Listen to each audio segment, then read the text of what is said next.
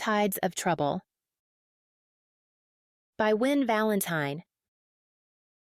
Copyright 2024 by Win Valentine. All rights reserved. No part of this publication may be reproduced, stored, or transmitted in any form by any means, electronic, mechanical, photocopying, recording, scanning, or otherwise without written permission from the publisher. It is illegal to copy this book, post it to a website, or distribute it by any other means without permission. This novel is entirely a work of fiction. The names, characters, and incidents portrayed in it are the work of the author's imagination. Any resemblance to actual persons, living or dead, events or localities is entirely coincidental. Win Valentine asserts the moral right to be identified as the author of this work. Designations used by companies to distinguish their products are often claimed as trademarks. All brand names and product names used in this book and on its cover are trade names, service marks, trademarks, and registered trademarks of their respective owners.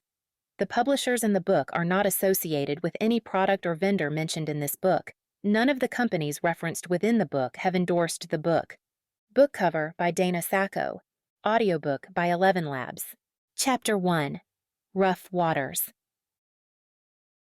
Evie Clarke strode into the harbor office, her usual cheerful mood buoying her steps. The salty sea air clung to her windbreaker as she shrugged it off, hanging it on the weathered coat rack by the door. She'd barely taken 2 steps toward her desk when she froze, her brow furrowing at the sight of unfamiliar paperwork scattered across its surface. "What in the world?" she muttered, snatching up the nearest document. Her eyes darted across the page, each line causing her face to darken like storm clouds gathering on the horizon. Consultant? Modernization plans? Who authorized this? The door swung open behind her, and Evie whirled around, document still clutched in her hand. A man strode in, all easy confidence and wind-swept hair, looking for all the world like he owned the place. "Ah, you must be Evelyn Clarke," he said, flashing a smile that probably worked wonders at cocktail parties. "I'm Nate Harding, the new efficiency consultant for Bellsleigh Harbor." Evie's arms crossed instinctively, her posture stiffening as she regarded him with the wariness of a sea captain eyeing an approaching storm. "I wasn't informed of any consultant, Mr. Harding." Nate's eyebrows shot up in surprise. "Really? I was under the impression that—" "Well, no matter. I'm here now, and I've got some fantastic ideas for bringing this charming little harbor into the 21st century. He brushed past her, making a beeline for the large table in the corner of the office. Evie watched, jaw clenched, as he pulled out a roll of blueprints and began spreading them across the worn wooden surface. "Now, if you'll just take a look here," Nate said, his enthusiasm undimmed by Evie's frosty reception. "I've outlined a comprehensive plan to streamline operations, increase efficiency, and boost revenue. Starting with the main dock, we'll reconfigure the—" "Hold on just a minute," Evie interrupted, her voice tight with barely contained frustration. She strode over to the table, eyes widening as she recognized the familiar harbor layouts being altered beyond recognition. "You can't just waltz in here and start rearranging everything. This harbor has been operating smoothly for decades." Nate's smile never faltered, but a hint of condescension crept into his tone. "I understand your attachment to tradition, Ms. Clarke, but the numbers don't lie.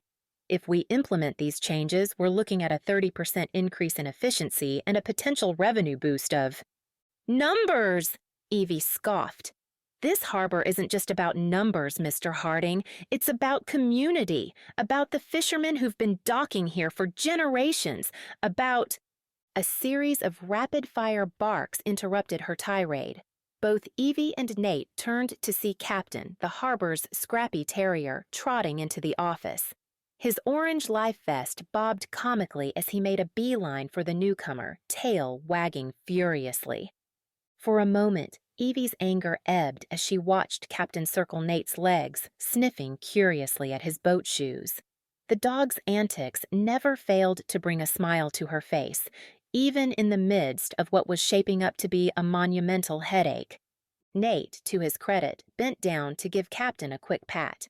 "Friendly little guy, isn't he? Now, as I was saying about the efficiency projections—" "Listen," Evie cut in, her momentary distraction fading as quickly as it had come. I don't care about your projections or your fancy charts. This harbor has been my responsibility for years, and I'm not about to let some consultant swoop in and turn it upside down on a whim. Nate straightened, his easygoing demeanor slipping slightly. With all due respect, Ms. Clarke, this isn't a whim. I've been hired by the town council to bring Bellsleigh Harbor up to modern standards. The world is changing, and if you don't adapt— Adapt? Evie's voice rose, her patience fraying. We adapt every day to the tides, the weather, the needs of our community. What we don't need is someone who's probably never even set foot on a fishing boat telling us how to run things. As their argument escalated, the atmosphere in the small office grew thick with tension. Captain, sensing the shift, began to whine softly, his ears flattening against his head. Nate's professional veneer cracked, revealing a flash of irritation. Now wait just a minute. I may not be a sailor, but I've consulted for harbors twice this size. My methods are proven to— Your methods? Evie shot back, her voice rising further. Your methods probably work great on paper, but this isn't some corporate spreadsheet. This is people's livelihoods we're talking about. Their raised voices echoed off the office walls, and Captain's agitation grew. With a sudden bark, he leapt up, his front paws landing squarely on the edge of the table. The blueprints, charts, and carefully arranged plans that Nate had laid out went flying, scattering across the floor in a chaotic mess. For a moment, silence reigned.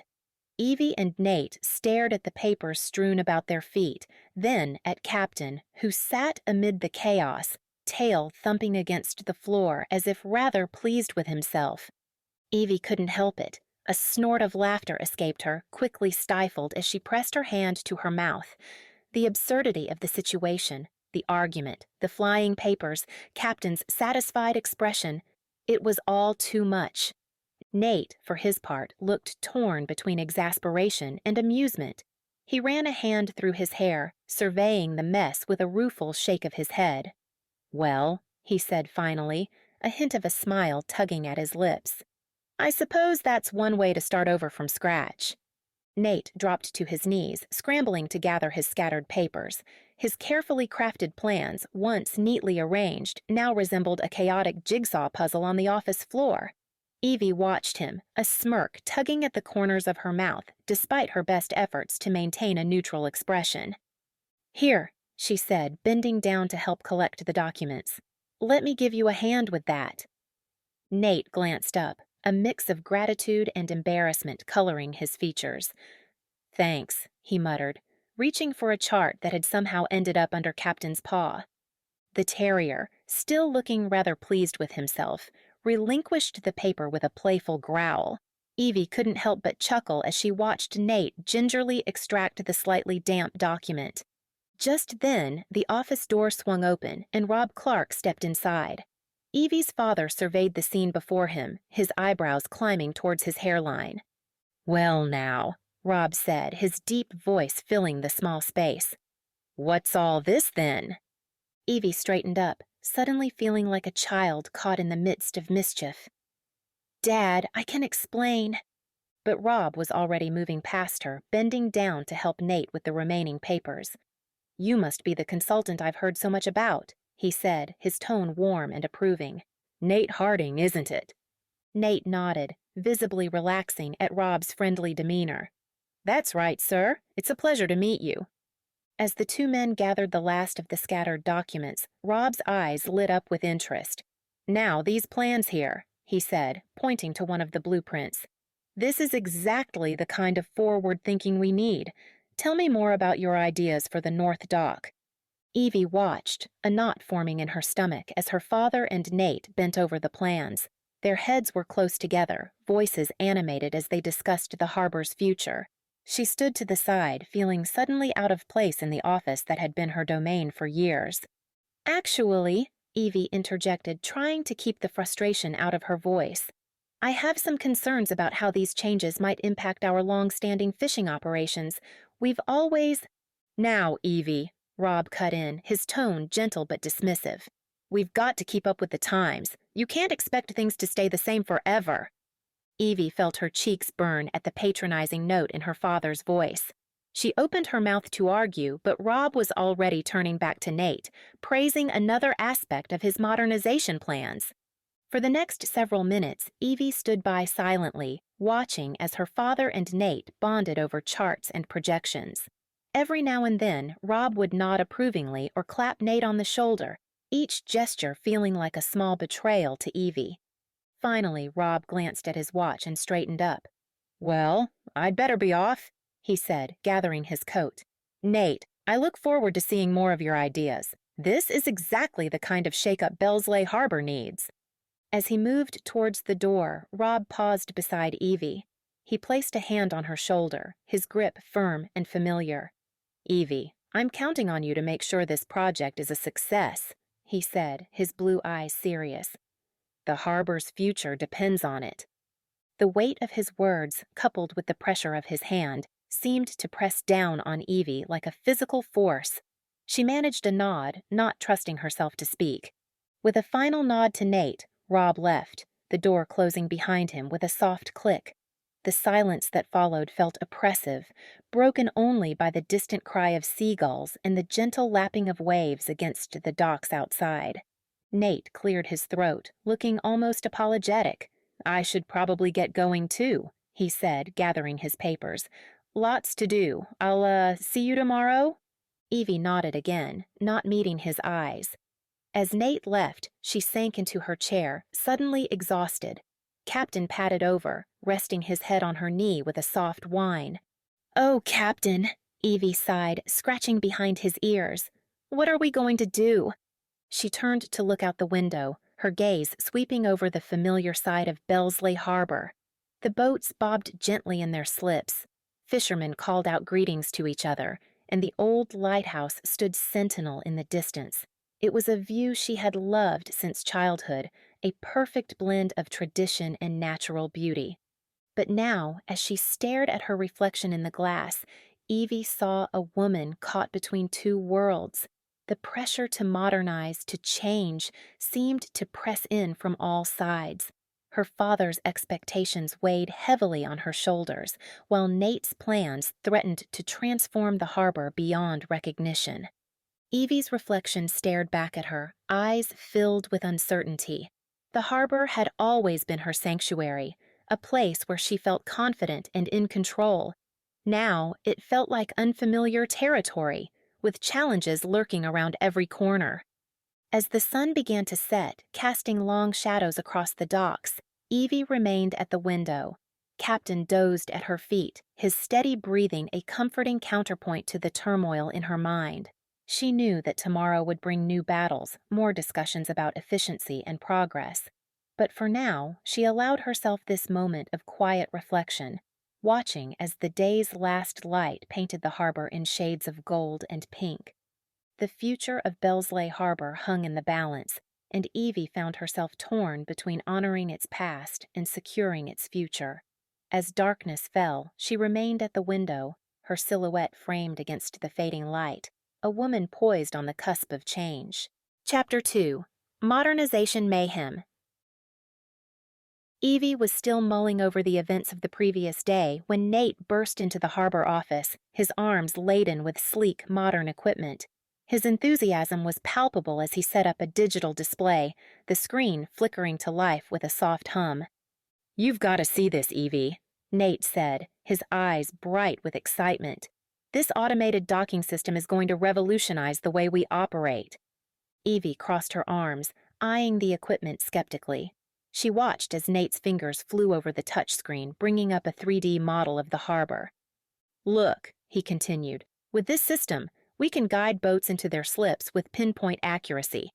It takes into account wind speed, current, and even the specific dimensions of each vessel." Evie leaned in despite herself, studying the display. "And what happens when a storm rolls in unexpectedly?" she asked, her voice tinged with doubt. "Or when a boat's engine fails mid-docking?" Nate's smile faltered slightly. "Well, the system can adapt to changing conditions." "But it can't replace years of experience," Evie cut in, her voice rising. "There's an art to docking, Nate. It's not just about numbers and algorithms. It's about feeling the wind, reading the water, knowing the quirks of each boat and captain. Nate opened his mouth to argue, but Evie was on a roll. What about old Joe's trawler, the one that always lists to port? Or Sarah's sailboat with the finicky rudder? A computer can't account for those things. Actually, Nate countered, tapping the screen, we can input specific vessel characteristics, and look at these efficiency statistics. He pulled up a graph, pointing out various data points. We could increase docking speed by 30% and reduce accidents by 25%. Evie shook her head, frustration building. Numbers don't tell the whole story, Nate. Before he could respond, Evie strode towards the door. Come on, she said over her shoulder. Let's take this outside. They made their way to the docks, the salty air filling their lungs. Nate's enthusiasm seemed to renew as he gestured towards the old wooden cleats lining the pier. Now imagine replacing these with electronic moorings, he said. They could automatically adjust tension based on tide levels and weather conditions. No more middle-of-the-night checks during storms. Evie ran her hand along the nearest cleat, feeling the grain of the wood beneath her fingers. The wood was smooth and worn, testament to years of use and care. These cleats have held fast through hurricanes and nor'easters, she said, her touch almost protective. They're part of the harbor's character, its history. Nate sighed, running a hand through his hair. I understand the sentimental value, Evie, but we can't let nostalgia hold us back from progress. Their voices had begun to rise, drawing the attention of a group of local fishermen preparing their boats for the day. They gathered nearby, watching the exchange with growing concern. It's not about nostalgia, Evie insisted, gesturing towards the onlookers. It's about preserving a way of life, a community. These fishermen rely on their knowledge of the harbor, passed down through generations. You can't just replace that with a bunch of gadgets. One of the older fishermen, Bill, spoke up. Begging your pardon, but what's all this about replacing the cleats? They've served us well enough all these years. Before Evie could respond, a familiar voice cut through the tension. Now, what's all the commotion about? Rob Clarke approached, his weathered face curious as he took in the scene. Nate turned to him eagerly, seizing the opportunity. Mr. Clarke, I was just explaining to Evie about the new automated docking system and electronic moorings we could install, Nate said. It would significantly improve efficiency and safety in the harbor. Rob's eyebrows rose with interest. Is that so? Tell me more about this system. As Nate launched into his explanation, Evie watched her father's face, hoping to see a hint of skepticism. Instead, she saw growing approval as Rob nodded along, asking questions that highlighted the benefits of modernization. And you say this could reduce accidents? Rob asked, his tone thoughtful. By up to 25%, Nate confirmed. Plus, it would free up the harbor staff to focus on other important tasks. Rob nodded, a small smile playing at the corners of his mouth. Sounds like it could be a real game changer for Bellsleigh. Evie felt her heart sink. She turned to her father, unable to keep a hint of desperation from her voice. Dad, you can't seriously be considering this. What about all your years of experience? The techniques you taught me? Rob's expression softened as he looked at his daughter, but his voice remained firm. Evie, honey, times change. We have to be willing to adapt if we want the harbor to thrive. But, Evie started, only to be cut off by her father's gentle but unyielding tone. I know it's not easy, Rob continued, but sometimes progress means letting go of old ways. Nate's ideas could really benefit the harbor in the long run. Evie felt as if the ground was shifting beneath her feet. She looked from her father to Nate, then to the group of fishermen watching silently. The harbor she knew, the one she had grown up loving and learning, suddenly felt foreign. I think we should at least consider a trial run, Rob was saying to Nate. Maybe start with one dock and see how it goes. Nate beamed, already pulling out his tablet to show Rob more details. Evie stood there, feeling oddly disconnected from the scene unfolding before her. The sound of the waves lapping against the dock seemed muffled, drowned out by the buzzing in her ears. As Rob and Nate continued their discussion, moving further down the dock, Evie remained rooted to the spot, She gazed out at the harbor, at the boats bobbing gently in their slips, at the old lighthouse standing sentinel in the distance. Everything looked the same, and yet nothing felt the same. The group of fishermen began to disperse, some shaking their heads, others looking intrigued by the prospect of new technology. Evie barely noticed them leave, her mind whirling with the implications of what had just transpired. As Evie stood on the dock, still reeling from the conversation with her father and Nate, a familiar bark pierced through her thoughts. Captain, the harbor's scrappy terrier, came tearing down the dock, his orange life vest flapping wildly. His paws skittered on the damp wood as he wove between Evie and Nate's legs, tail wagging furiously. Evie stumbled, catching herself on a nearby piling.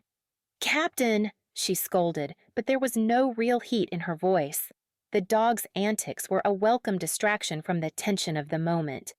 Nate chuckled despite himself. "Quite the enthusiastic little guy, isn't he?" "You have no idea," Evie muttered, watching as Captain darted back and forth along the dock's edge, barking at the seagulls wheeling overhead. Just as Evie was about to call Captain back, the terrier's attention fixed on something else. With lightning speed, he lunged for a mooring rope, grabbing the end in his teeth and tugging playfully. Evie's eyes widened as she recognized the rope. "Captain, no! Drop it!" But it was too late. The knot, already weakened by Captain's earlier chewing, suddenly gave way with a soft snap. Evie watched in horror as the small fishing boat attached to the rope began to drift away from the dock, pulled by the gentle current. For a split second, Evie and Nate's eyes met, a silent understanding passing between them. Their argument forgotten, they sprang into action. Evie didn't hesitate. With the grace of someone who'd spent their life on boats, she leaped onto the drifting vessel, her boots landing solidly on the deck. She stumbled slightly as the boat rocked beneath her, but quickly regained her balance. On the dock, Nate fumbled with the remaining ropes, his fingers working frantically to secure what was left. "What do you need me to do?" he called out, a hint of panic in his voice. "Throw me that stern line!" Evie shouted back, already moving to the boat's helm. She fired up the engine, the old motor sputtering to life with a cough of diesel fumes. Nate grabbed the rope, coiling it quickly before tossing it to Evie. His throw fell short, the rope splashing into the water between the boat and the dock. "Sorry," he called out, frustration evident in his voice. Evie bit back a sharp retort. Now wasn't the time. "It's fine," she said instead, maneuvering the boat closer to the dock. "Just be ready with that bow line." As Evie skillfully guided the boat back to its berth, Nate positioned himself at the edge of the dock, rope in hand. This time, when Evie brought the boat alongside, he was ready. He looped the line around the cleat with practiced efficiency, surprising Evie with his sudden competence. Working in tense silence, they secured the boat, double-checking each knot and line. Finally, with the crisis averted, Evie stepped back onto the dock, slightly out of breath. She found herself face to face with Nate, both of them flushed from the unexpected exertion. For a moment, neither spoke, the only sound the gentle lapping of waves against the hull and Captain's excited panting nearby. There was an unspoken acknowledgement in Nate's eyes, a grudging respect that hadn't been there before. Evie felt it too, a recognition that perhaps they each had skills the other lacked. The moment stretched, teetering on the edge of something Evie wasn't quite ready to name. Then, from further down the dock, came the sound of slow, deliberate applause. "Well done, you two," Rob's voice called out as he approached. "Now that's what I call teamwork." Evie felt the brief camaraderie with Nate evaporate as her father continued. "You see, Evie, this is exactly why we need to modernize. With an automated system, that boat never would have drifted in the first place." Evie's expression hardened, her earlier frustration rushing back. "Dad, that's not—" "Now, hear me out," Rob interrupted, his tone gentle but firm. "Nate's ideas could prevent situations like this. Imagine if all our moorings were electronically monitored. We'd know instantly if one was compromised, long before a boat could drift away."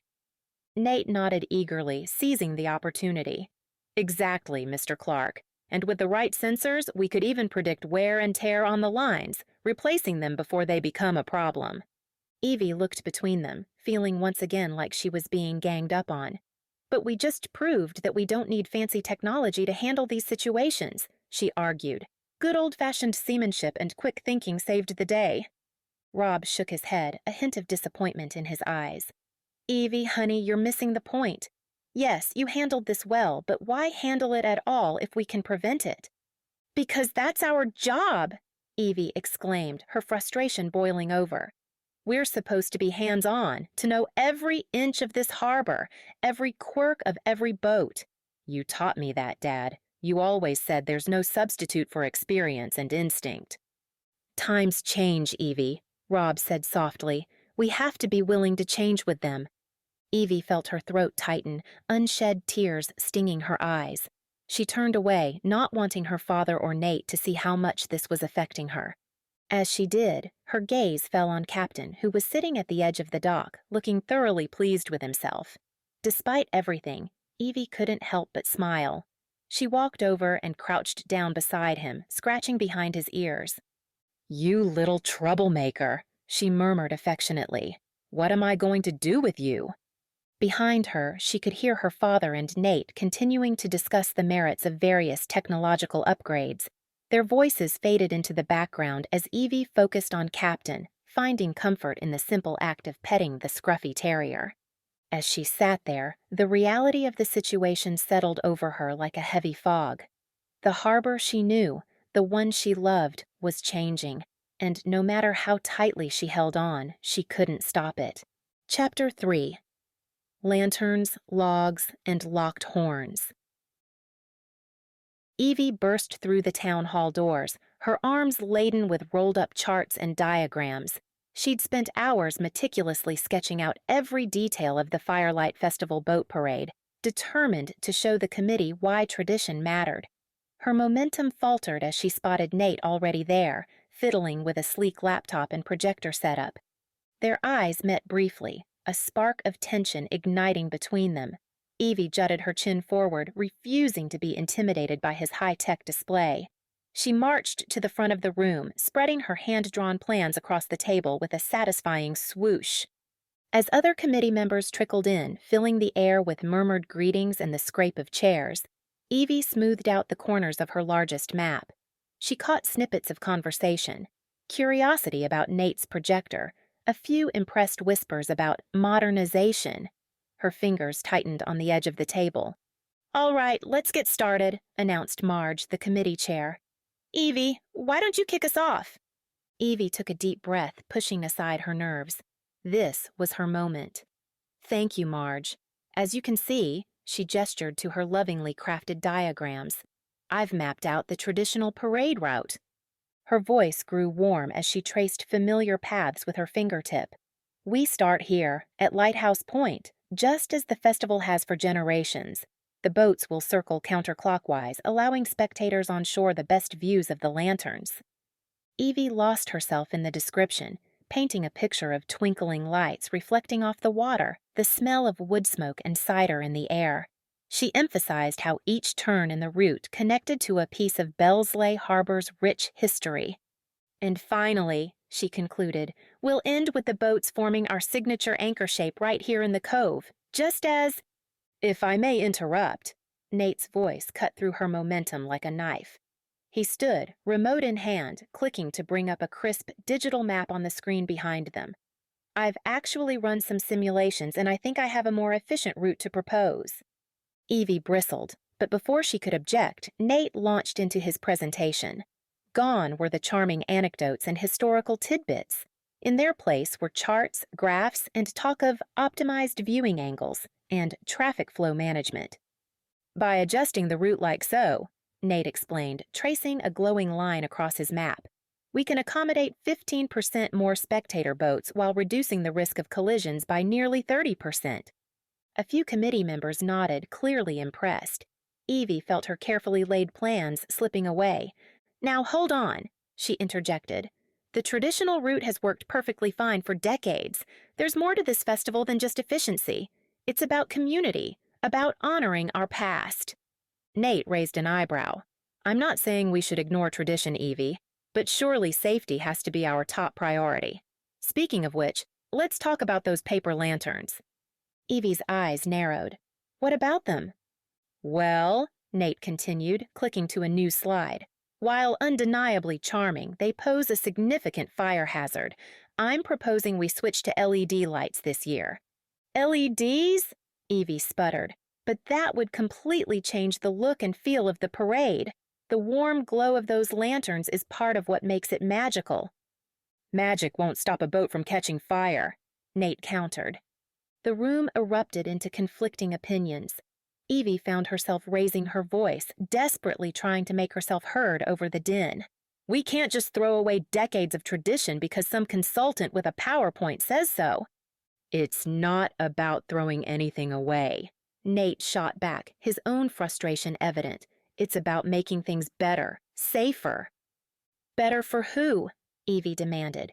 For the tourists who come once a year, or for the people who've called this harbor home for generations? Just as the argument reached a fever pitch, a hush fell over the room. Evie turned to see her father, Rob, quietly taking a seat in the back. Her words died in her throat, suddenly aware of how heated she must look. Nate, ever the opportunist, seized on the moment of quiet. Let me show you the digital coordination system I've been developing, he said, his tone becoming smooth and persuasive once more. This will allow us to synchronize the boat's movements with pinpoint accuracy. As Nate walked the committee through his slick presentation, complete with animated diagrams and impressive statistics, Evie felt her confidence crumbling. She glanced at her father, hoping for some sign of support, but found Rob nodding along to Nate's ideas. This is remarkable stuff, Nate, Rob said, his voice carrying weight even from the back of the room. I have to say, I'm impressed with how thoroughly you've thought this through. Evie's heart sank. She looked down at her hand-drawn plans, suddenly feeling childish and unprepared. The colorful sketches that had seemed so vibrant and full of life now looked amateurish next to Nate's polished graphics. Of course, Nate continued, building on Rob's approval. We'd still incorporate elements of the traditional parade, but imagine how much more spectacular it could be with choreographed light shows, real-time updates for spectators via a mobile app. Evie tuned out the rest of Nate's pitch, her mind racing. How had things spun so far out of her control? This wasn't just about a parade route or some lanterns. It felt like the very soul of Bellsleigh Harbor was slipping through her fingers. As the meeting continued around her, Evie found herself at a crossroads. Should she dig in her heels, fighting tooth and nail for tradition? Or was there a way to preserve the heart of the festival while still embracing some changes? She looked up, catching her father's eye across the room. There was a challenge there, mixed with something else. Expectation? Disappointment? That made Evie's chest tighten. She straightened her shoulders, knowing the next few minutes would be crucial in shaping not just the festival, but the future of the harbor itself. Evie took a deep breath, her fingers curling around the edge of the table as she prepared to counter Nate's slick presentation. The charm of Bellsleigh Harbor wasn't something that could be quantified in charts and graphs. She cleared her throat, acutely aware of every eye in the room on her. While I appreciate Mr. Harding's thoroughness, she began, her voice strained but determined, I think we're overlooking the heart of what makes our Firelight Festival special. It's not about efficiency or apps. It's about community, about carrying on traditions that have brought joy to generations of families. She glanced at her father, hoping to see a flicker of support in his eyes. Rob's expression remained frustratingly neutral, giving nothing away. Evie felt a twinge of disappointment but pressed on. These paper lanterns, she said, holding one up, its delicate folds catching the light. They're handmade by local artisans. Switching to LEDs might be safer, but it would take away jobs and erase a piece of our cultural heritage. And the route, yes, it might not be the most efficient, but every turn has a story. The cove where we form the anchor shape, that's where the town's founders first dropped anchor. We're not just putting on a show. We're honoring our history with every boat that passes. Evie was building momentum, her passion evident in every word. She saw a few committee members nodding, seemingly swayed by her argument. But before she could drive her point home, chaos erupted. The meeting room door burst open with a bang, and a blur of fur came tearing in. Captain, having somehow slipped his leash outside, raced around the room with his tail wagging furiously. His paws skittered on the smooth floor as he darted between chairs, oblivious to the important meeting he was disrupting. Despite the tension that had filled the room moments before, committee members couldn't help but chuckle at the terrier's antics. Even Nate's serious expression cracked, a reluctant smile tugging at the corners of his mouth as Captain zoomed past, narrowly avoiding his expensive shoes. "Captain!" Evie called out, mortified. "Here, boy!" But the excited dog was having none of it. With a joyful bark, he leaped onto the table, sending papers flying. His paws tangled in the string of sample lanterns Evie had brought, and in his efforts to free himself, he sent them scattering across the room like festive projectiles. Evie lunged forward instinctively, reaching out to catch the delicate paper lanterns before they could be crushed. At the same moment, Nate moved to do the same. They collided awkwardly, hands outstretched, suddenly finding themselves face to face. Time seemed to slow for a heartbeat. Evie found herself staring into Nate's eyes, noticing for the first time the flecks of gold in his hazel irises. Their anger from moments ago gave way to surprise at the sudden proximity. She could feel the warmth of his breath, smell a hint of his cologne. For that brief instant, the tension between them shifted into something different. The moment shattered as quickly as it had formed. They sprang apart, both fumbling to catch the remaining lanterns while studiously avoiding each other's gaze. Evie felt heat rising to her cheeks, annoyed at herself for the momentary lapse. All right, Rob's steady voice cut through the commotion. He had stepped forward, gently scooping up Captain, who was now wagging his tail innocently as if he hadn't just caused chaos. I think we could all use a breather. Why don't we take 15 minutes to regroup? The committee members murmured in agreement, filing out of the room. Some were still chuckling about Captain's impromptu performance, while others whispered in small groups, clearly discussing the competing presentations they'd just witnessed. Evie remained rooted to the spot, staring at her carefully crafted plans now strewn across the floor. She knelt to gather them, painfully aware of her father's presence still lingering in the room. The weight of his unspoken disappointment felt heavier than all her diagrams combined. That was quite a show, Rob said finally, his tone maddeningly neutral. Evie looked up, searching his face for some sign of what he was really thinking. Dad, You've always been passionate about the harbor, Evie, he interrupted, his voice gentle but firm. But passion isn't always enough. Sometimes we need to be open to new ideas, even if they make us uncomfortable at first. She felt a lump forming in her throat. But the traditions are important, Rob nodded. But so is progress. Finding a balance. Well, that's the real challenge of leadership. With that, he gave her shoulder a brief squeeze and headed out, Captain still tucked under his arm. The terrier gave a small whine, as if sensing Evie's distress. Alone in the room, Evie slumped into a chair, her carefully constructed arguments feeling hollow in the wake of her father's words. She ran a hand through her hair, dislodging a few snowflakes that had stubbornly clung there since her walk to town hall. The quiet was broken by footsteps approaching. Evie looked up to see Nate hovering in the doorway, an uncharacteristic hesitation in his stance. "Need a hand?" he asked, gesturing to the scattered papers and lanterns. Evie wanted to refuse, to tell him she could handle it on her own, but exhaustion won out over pride. She nodded silently, and Nate moved to help gather the fallen items. They worked in awkward silence for a few moments, the earlier tension still palpable between them. As Nate reached for a lantern that had landed near Evie's feet, she found herself speaking. "You really think LED lights can capture the same warmth as these?" she asked, holding up one of the paper lanterns. Nate paused, considering the question seriously. "Maybe not exactly the same," he admitted, "but technology has come a long way, and the safety benefits—" I know, Evie sighed. "Safety first. It's just, These lanterns, this whole festival, it means so much to the people here, including me." Something in her tone made Nate look at her more closely. "You really love this place, don't you?" "It's more than just a job," Evie said softly. "It's my home, my family's legacy." For a moment, Nate's confident facade seemed to slip. "I can understand that," he said, his voice losing some of its usual bravado. "But sometimes, to preserve what matters most, we have to be willing to adapt." Evie met his gaze, surprised by the hint of sincerity she saw there. Before she could respond, the sound of voices in the hallway signaled the committee's return. The moment passed, and they both straightened, preparing to face the next round of debate.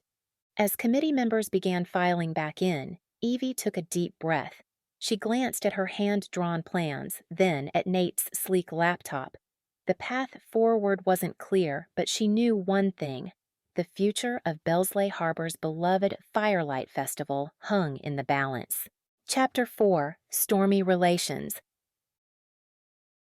Evie's heart raced as she sprinted along the slick docks, her boots splashing through puddles that deepened with each passing minute. The wind howled, drowning out the creaking of straining ropes and the metallic clanging of loose equipment. She'd seen storms before, but this one had materialized with frightening speed, catching even the most seasoned locals off guard. "Damn it," she muttered, yanking a tarp over a stack of crates. Her fingers, already numb from the cold, fumbled with the knots. A gust of wind nearly knocked her off balance, and she steadied herself against a nearby piling. Through the curtain of rain, Evie spotted Nate emerging from the harbor office. His confident stride faltered slightly as he navigated the slippery planks, but he held his tablet aloft like a shield against the elements.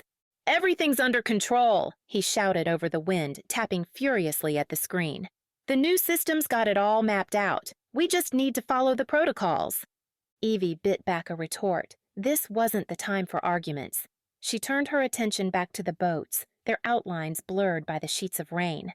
Something caught her eye, a small fishing vessel listing dangerously as it pulled against its mooring. "Nate!" she yelled, pointing. "That electronic cleat you insisted on, it's not holding!" Nate's eyes widened as he registered the situation. He jabbed at his tablet, brow furrowed in concentration. "I don't understand," he muttered. "The readings show it should be fine. Let me just—" A sickening crack cut through the air. The fishing boat lurched sideways, now completely free of its restraints. Without hesitation, Evie snatched a coil of rope from a nearby hook and took off running. "Evie, wait!" Nate called after her. "The system says—" But she was already gone, sprinting towards the end of the dock. The wind tore at her jacket, threatening to throw her off balance with each step. Evie ignored the stinging rain against her face, her focus entirely on the drifting boat. With practiced ease, she looped the rope, gauging the distance and adjusting for the wind. Time seemed to slow as she let the line fly, watching it arc through the air. For a heart-stopping moment, she thought she'd misjudged, but then the rope caught, wrapping securely around a cleat on the boat's deck.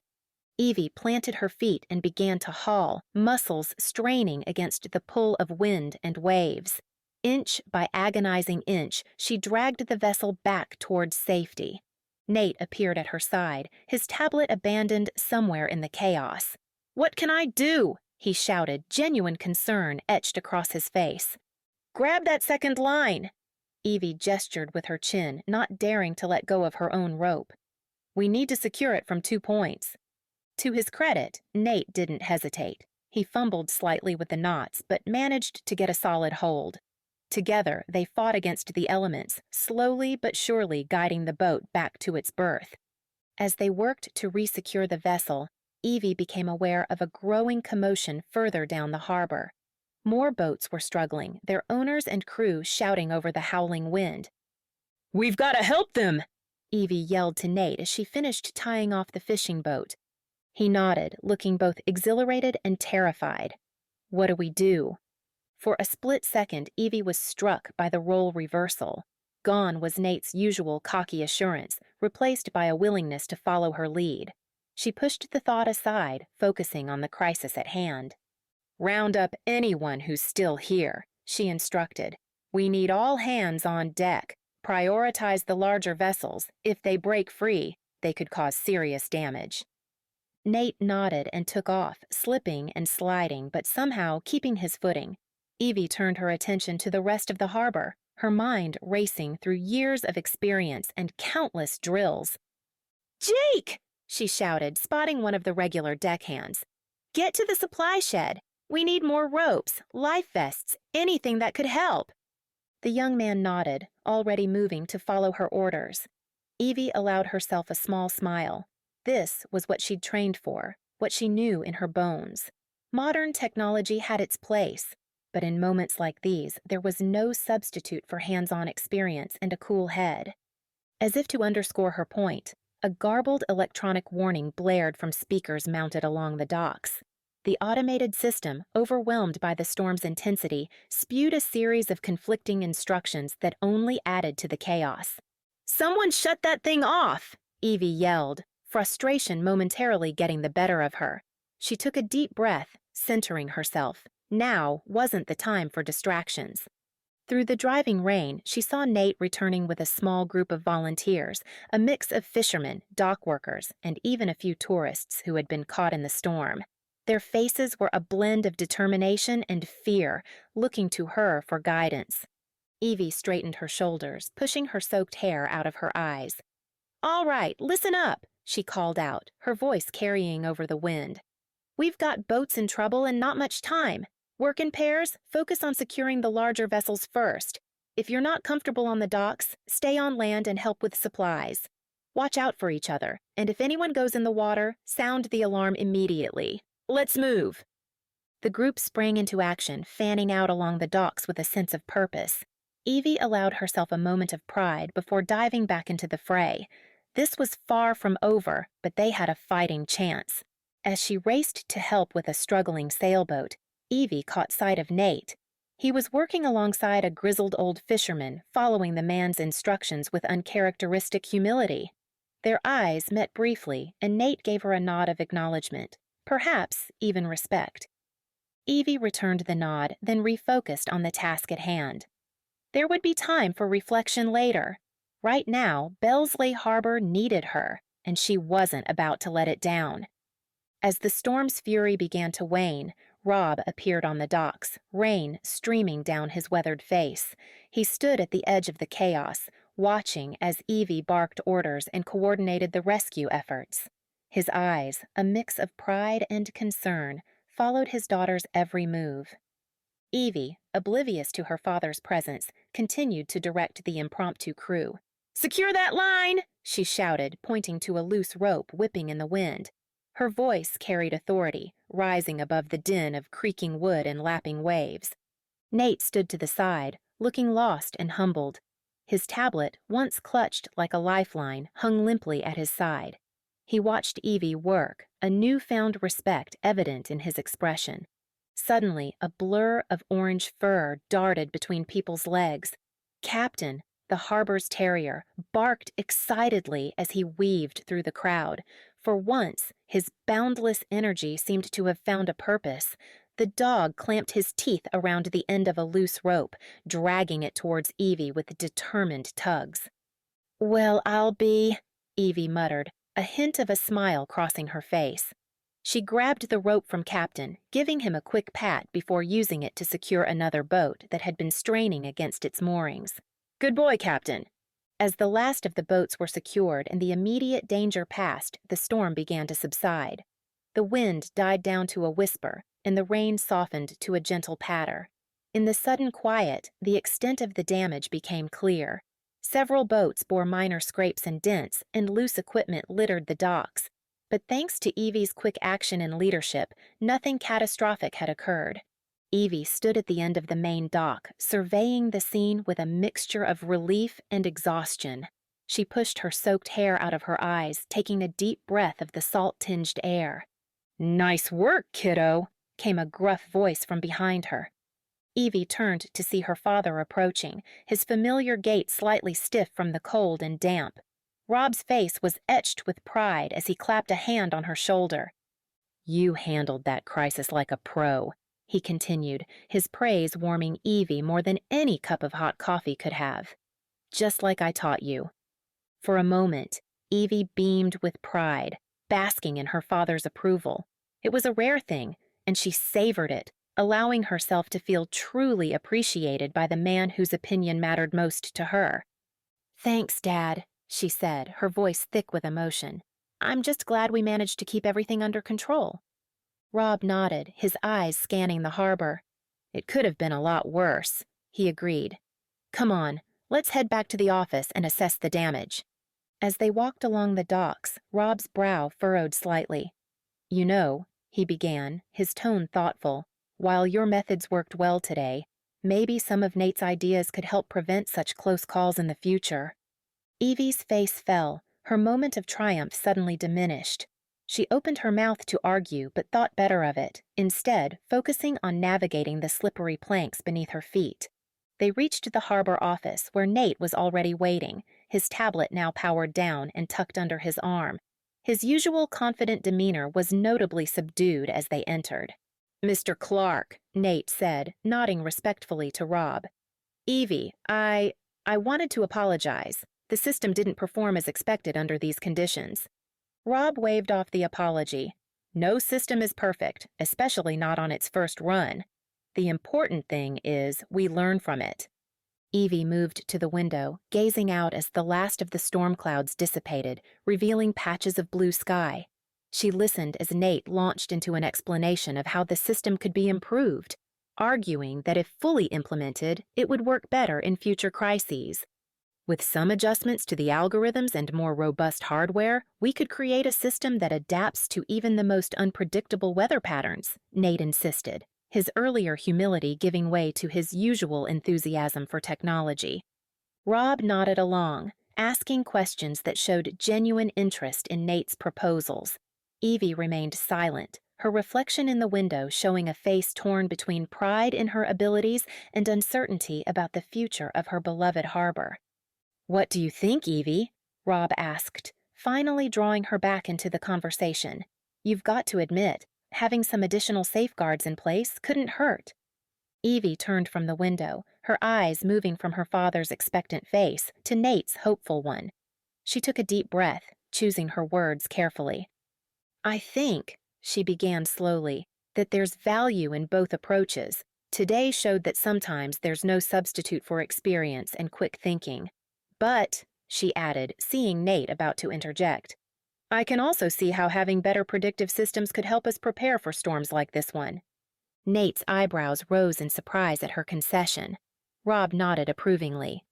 "Maybe," Evie continued, warming to the idea, "we could look at ways to integrate some of Nate's technology without completely overhauling our traditional methods. A hybrid approach, if you will." Rob smiled, clapping his hands together. "Now that sounds like a plan I can get behind. What do you say, Nate? Think you can work with my daughter to find a middle ground?" Nate looked at Evie, a newfound respect in his eyes. "I'd be happy to," he said. "If you're willing, Evie." Evie nodded, a small smile tugging at the corners of her mouth. "I suppose I could give it a shot," she said, her tone lighter than it had been in days. "But first, I think we all need to dry off and get some coffee. It's been a long morning." As if on cue, Captain trotted into the office, shaking himself vigorously and spraying water everywhere. The tension in the room broke as they all laughed, united for a moment in the absurdity of the situation. Evie knelt to ruffle Captain's wet fur, her mind already racing with ideas for how to merge the old and the new. The storm had passed, but she knew the real work was just beginning. For the first time since Nate's arrival, she felt a glimmer of hope that maybe, just maybe, they could find a way forward that honored the past while embracing the future. Chapter 5. Old Ties, New Troubles. Evie entered the harbor office early that morning, her face etched with fatigue from the previous day's storm. She paused at the window, surveying the aftermath. Boats slightly askew, debris scattered on the docks. The harbor looked like it had been through a war, and in a way, it had. She sighed, her breath fogging the cool glass. The door creaked open behind her, and Evie tensed, recognizing Nate's footsteps. She didn't turn around, instead watching his reflection approach in the window. His usual confidence seemed subdued, his shoulders slightly hunched as he drew near. "Morning, Evie," Nate said, his voice uncharacteristically hesitant. "How are you holding up after yesterday?" Evie turned, her face a mask of professional neutrality. "Fine," she replied curtly. "There's a lot of work to be done." Nate nodded, running a hand through his hair. "Listen, I've been thinking about how we can move forward. Maybe we could find a way to integrate some of your traditional methods with the modern systems I've proposed. A sort of best of both worlds approach?" Evie's posture stiffened, her arms crossing over her chest. "Oh? And how exactly would that work?" Her tone was clipped, guarded. Before Nate could respond, the office door swung open abruptly. Rob Clarke strode in, his presence immediately changing the atmosphere. He surveyed the room, his gaze lingering on the visible tension between Evie and Nate. "Well, well," Rob said, his voice booming in the small space. "Quite a day we had yesterday, eh?" Evie's face softened slightly at her father's arrival, a glimmer of hope in her eyes. "Morning, Dad.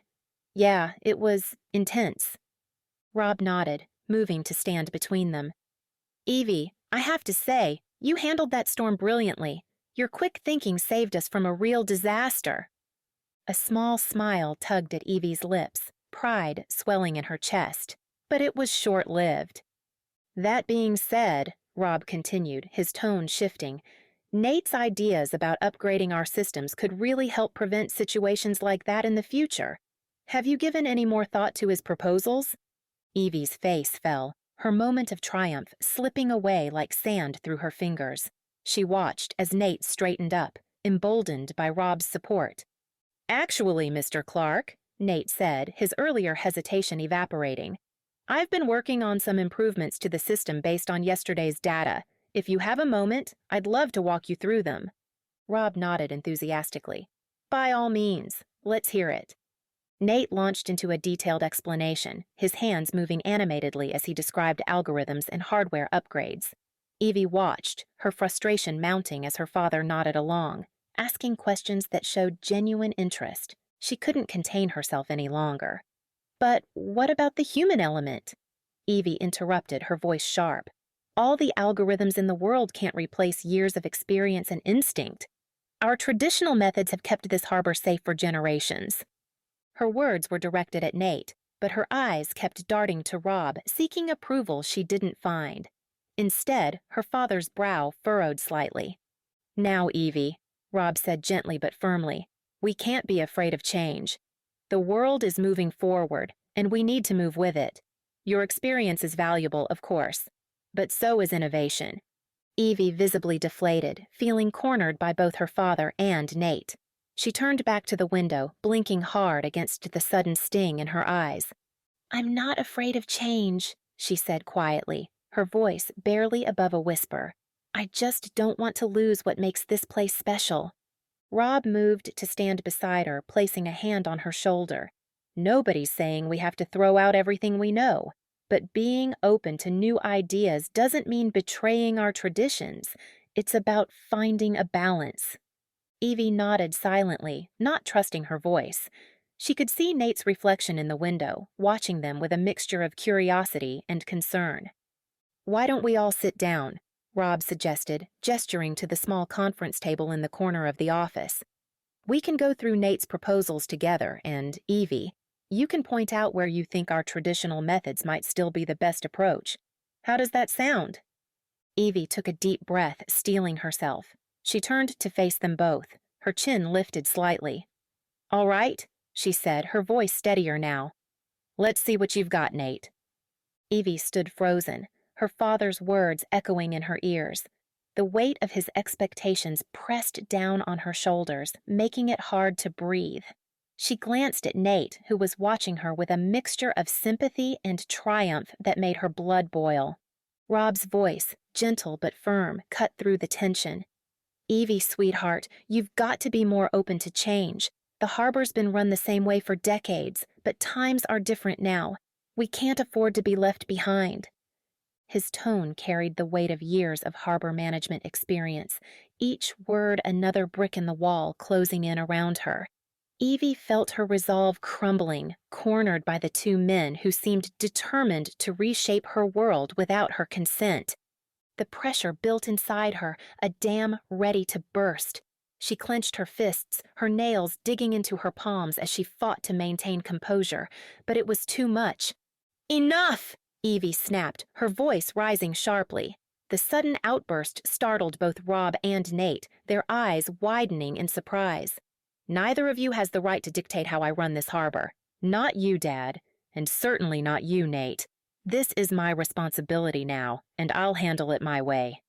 The room fell silent. The only sound the soft lapping of waves against the docks outside.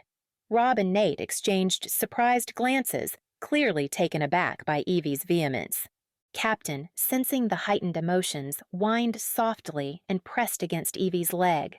She reached down absently to pat him, drawing comfort from his steady presence.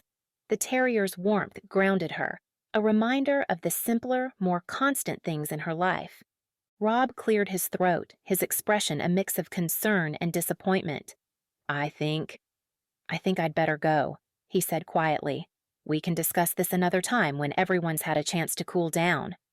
As he moved towards the door, Evie felt a pang of regret. She opened her mouth to call him back, but pride kept the words locked in her throat. The door closed behind Rob with a soft click, leaving a heavy silence in its wake. Nate seized the opportunity, turning to face Evie with determination etched across his features. "Evie," he began, his tone accusatory, "you can't keep ignoring the benefits of modernization. Is this really about what's best for the harbor, or are you just clinging to tradition because you're afraid of change?" Evie's head snapped up, her eyes blazing. "Afraid? You think this is about fear?" She took a step towards him, her voice low and intense. "I've spent my entire life in this harbor. I know every dock, every boat, every quirk of the tides. You waltz in here with your fancy algorithms and think you can replace generations of knowledge with a computer program?" Nate stood his ground, his own frustration evident in the set of his jaw. "That's not what I'm saying, and you know it. But you're so damn stubborn you can't see past your own nose. The world is changing, Evie. We can make this harbor safer, more efficient." "At what cost?" Evie interrupted, her voice rising. "You want to strip away everything that makes this place special, turn it into just another soulless automated port. Well, I won't let you." "Special?" Nate scoffed, throwing his hands up in exasperation. "What's so special about outdated equipment and inefficient processes? Your stubbornness is going to get someone hurt one day." Their voices echoed off the walls of the small office, faces flushed with anger as years of conflicting ideologies clashed. Captain darted between them, his tail low and ears flat, a visual representation of the discord that now permeated the harbor office. "Arrogant jackass!" Evie spat, her chest heaving. "You think you can come in here and upend everything we've built just because you have a fancy degree?" Nate's eyes narrowed, his own breathing heavy. "And you're too pig-headed to see that sometimes tradition needs to step aside for progress. Your way isn't always the best way, Evie." They glared at each other, the air between them crackling with tension. Captain whined again, more insistently this time, pawing at Evie's leg. But neither Evie nor Nate seemed to notice, too caught up in their standoff. "You don't understand this place," Evie said, her voice low and trembling with emotion. "You don't understand what it means to the people here. It's not just about efficiency and profit margins. It's about community, about preserving a way of life." Nate ran a hand through his hair, frustration evident in every line of his body. "And you don't understand that we can preserve what's important while still moving forward. The world doesn't stand still, Evie. We can't afford to, either."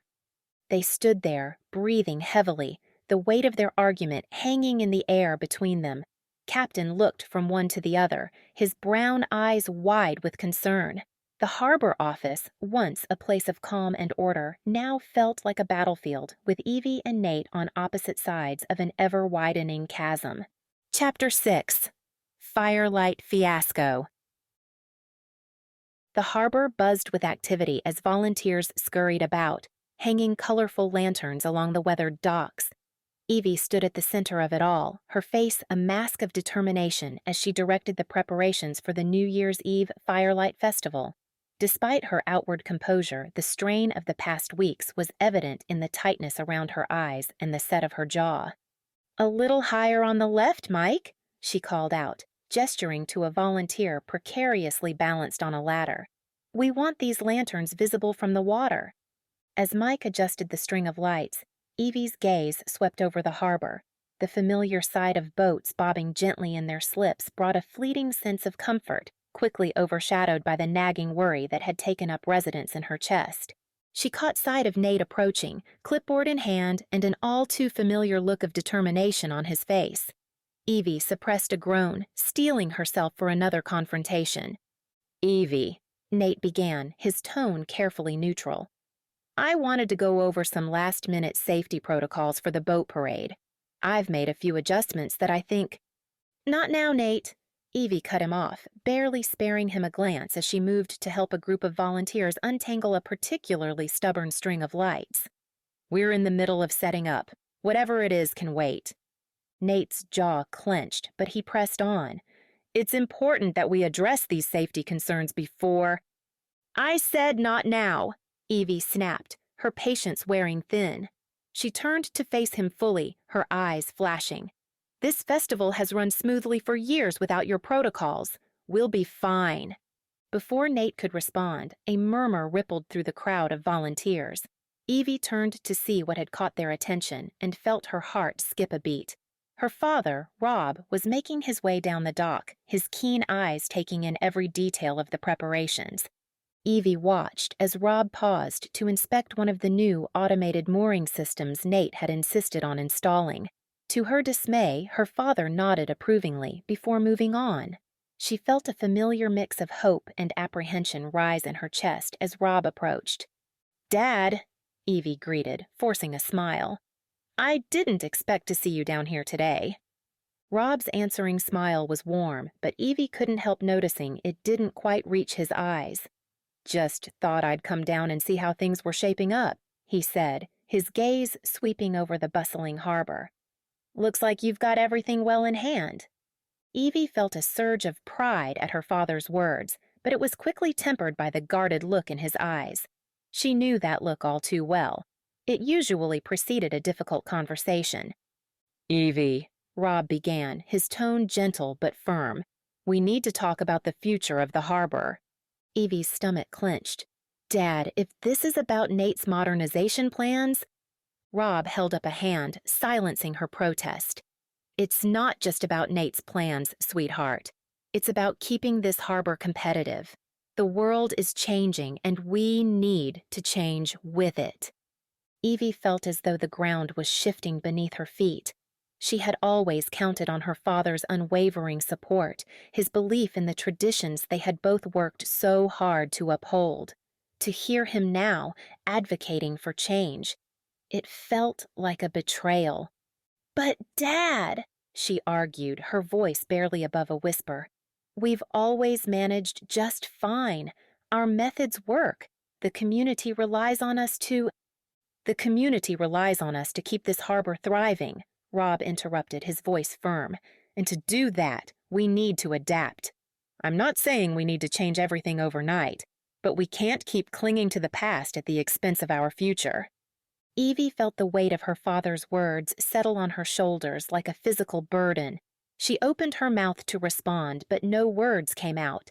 Nate, who had been hovering nearby, chose that moment to interject. "Mr. Clarke, if I may," he began, his tone respectful but eager. "I've been working on some proposals that I think could really benefit the harbor without sacrificing its charm. For instance, the new automated mooring system." Evie whirled on him, her eyes flashing. "This is a private conversation," she hissed, her voice low and dangerous. Nate took a step back, hands raised in a placating gesture. "I'm just trying to help, Evie. We're all on the same side here." "Are we?" Evie shot back, her frustration boiling over. "Because from where I'm standing, it looks like you're trying to dismantle everything my family has built." Rob placed a calming hand on Evie's shoulder. "That's enough, Evie," he said, his voice quiet but firm. "Nate's just doing his job, and right now, his job is to help us move this harbor into the future." Evie felt as though she'd been slapped. She stared at her father, hurt and betrayal written plainly across her face. "So that's it?" she asked, her voice trembling. "You're just going to side with him? Throw away everything we've worked for?" Rob's expression softened, but his resolve remained firm. "We're not throwing anything away, sweetheart. We're building on what we have. But if we don't adapt, we risk losing everything. The council's made its decision. It's time to embrace these changes." Evie felt the fight drain out of her, replaced by a hollow ache in her chest. She looked from her father to Nate, then out over the harbor she loved so dearly. The festive lanterns suddenly seemed garish, mocking her with their cheerful glow. "Fine," she said, her voice barely audible over the bustle of the docks. "If that's what you both want, fine, but don't expect me to be happy about it." As Rob continued to speak, Evie felt herself retreating inward. Her shoulders stiffened and her gaze dropped to the weathered planks of the dock. The words washed over her, but their meaning seemed distant, muffled by the roaring in her ears. "Evie, are you listening?" Rob's voice cut through her haze. She managed a curt nod, not trusting herself to speak. Her father's face swam before her, concern etched in the lines around his eyes. But all she could see was the approval in his expression when he'd looked at Nate's changes. The betrayal stung anew, sharp and bitter.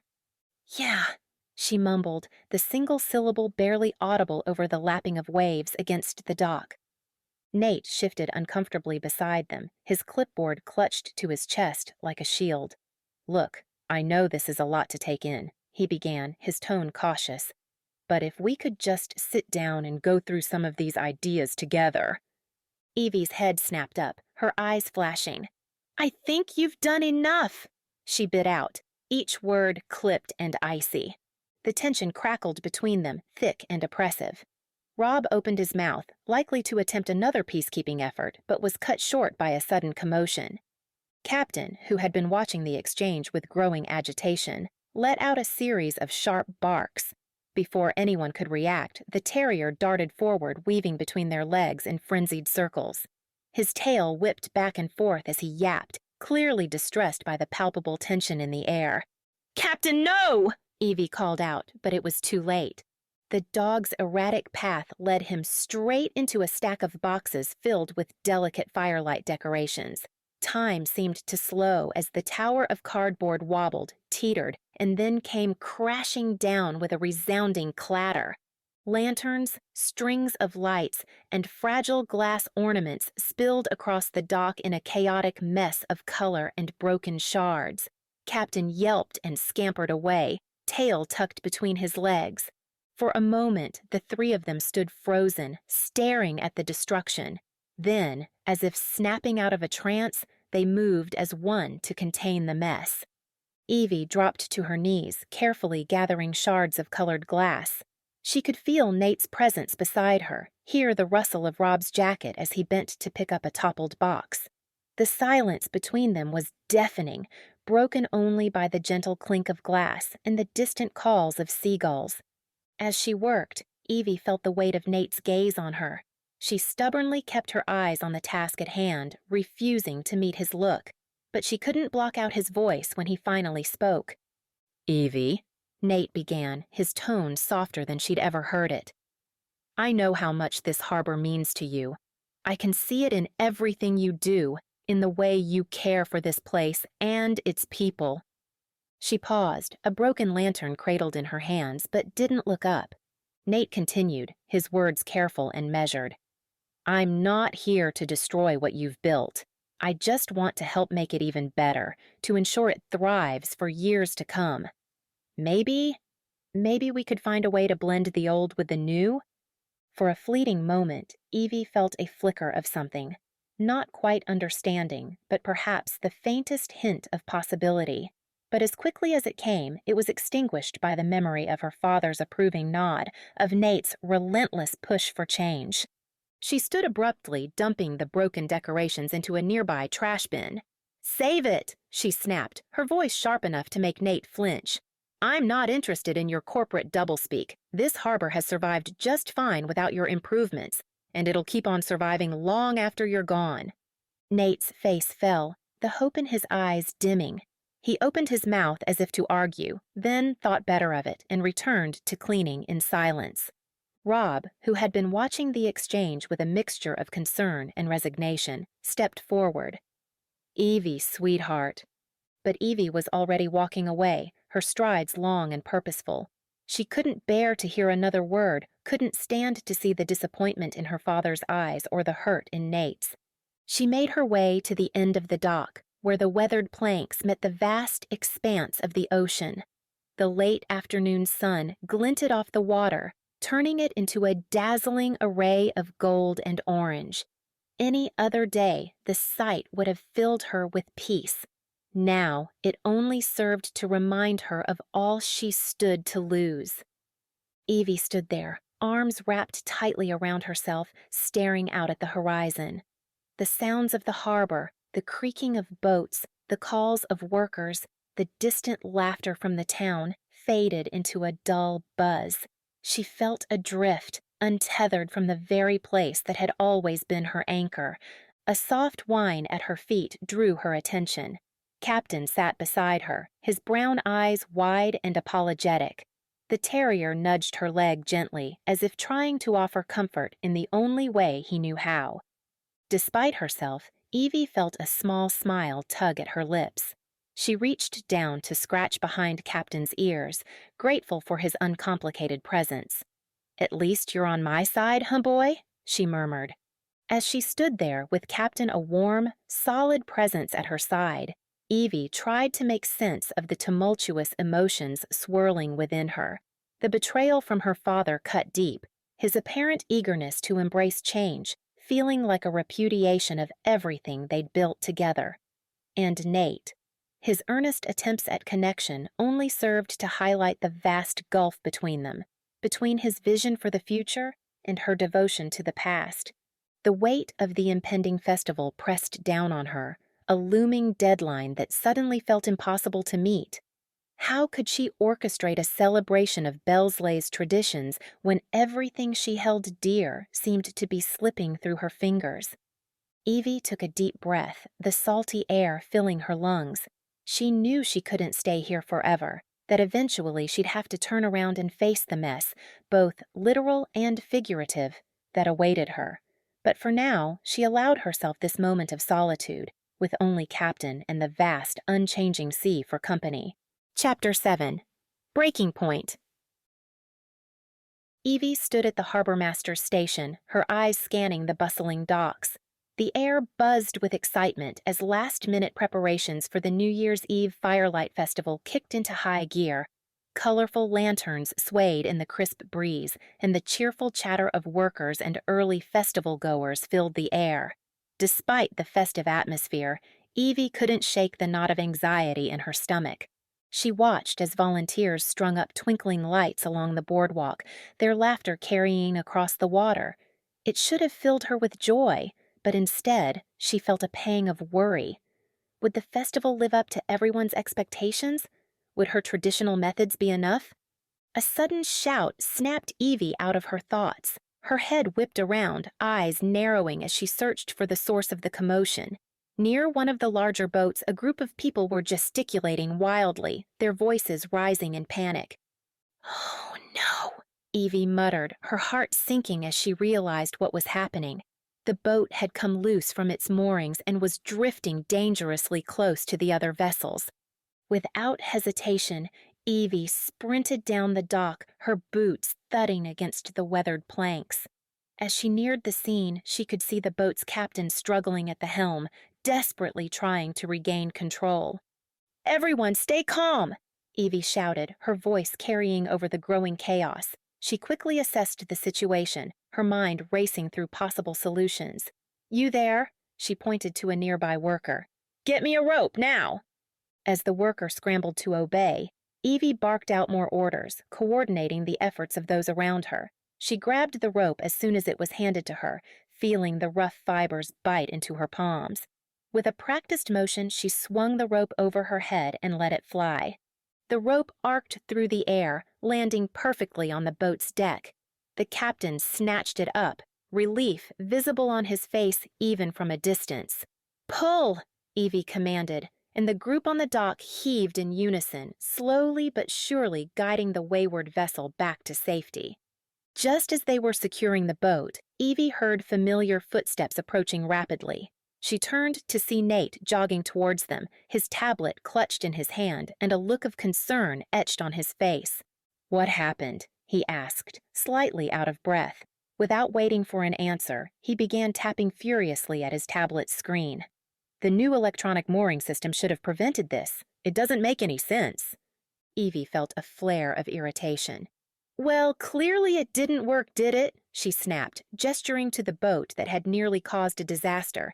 "If we'd been relying solely on your fancy new tech, we'd be fishing boats out of the harbor right now." Nate's brow furrowed as he continued to scroll through data on his tablet.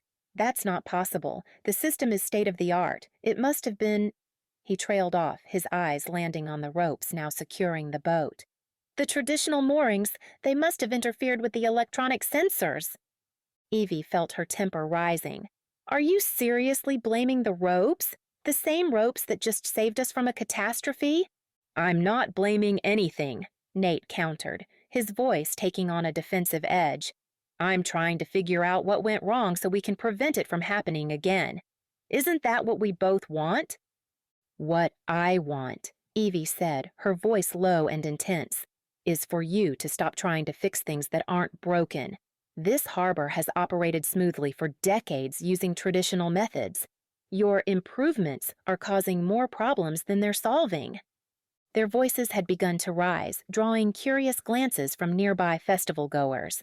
A small crowd was forming, watching the heated exchange with a mixture of concern and fascination. Nate took a step closer, his eyes flashing with frustration.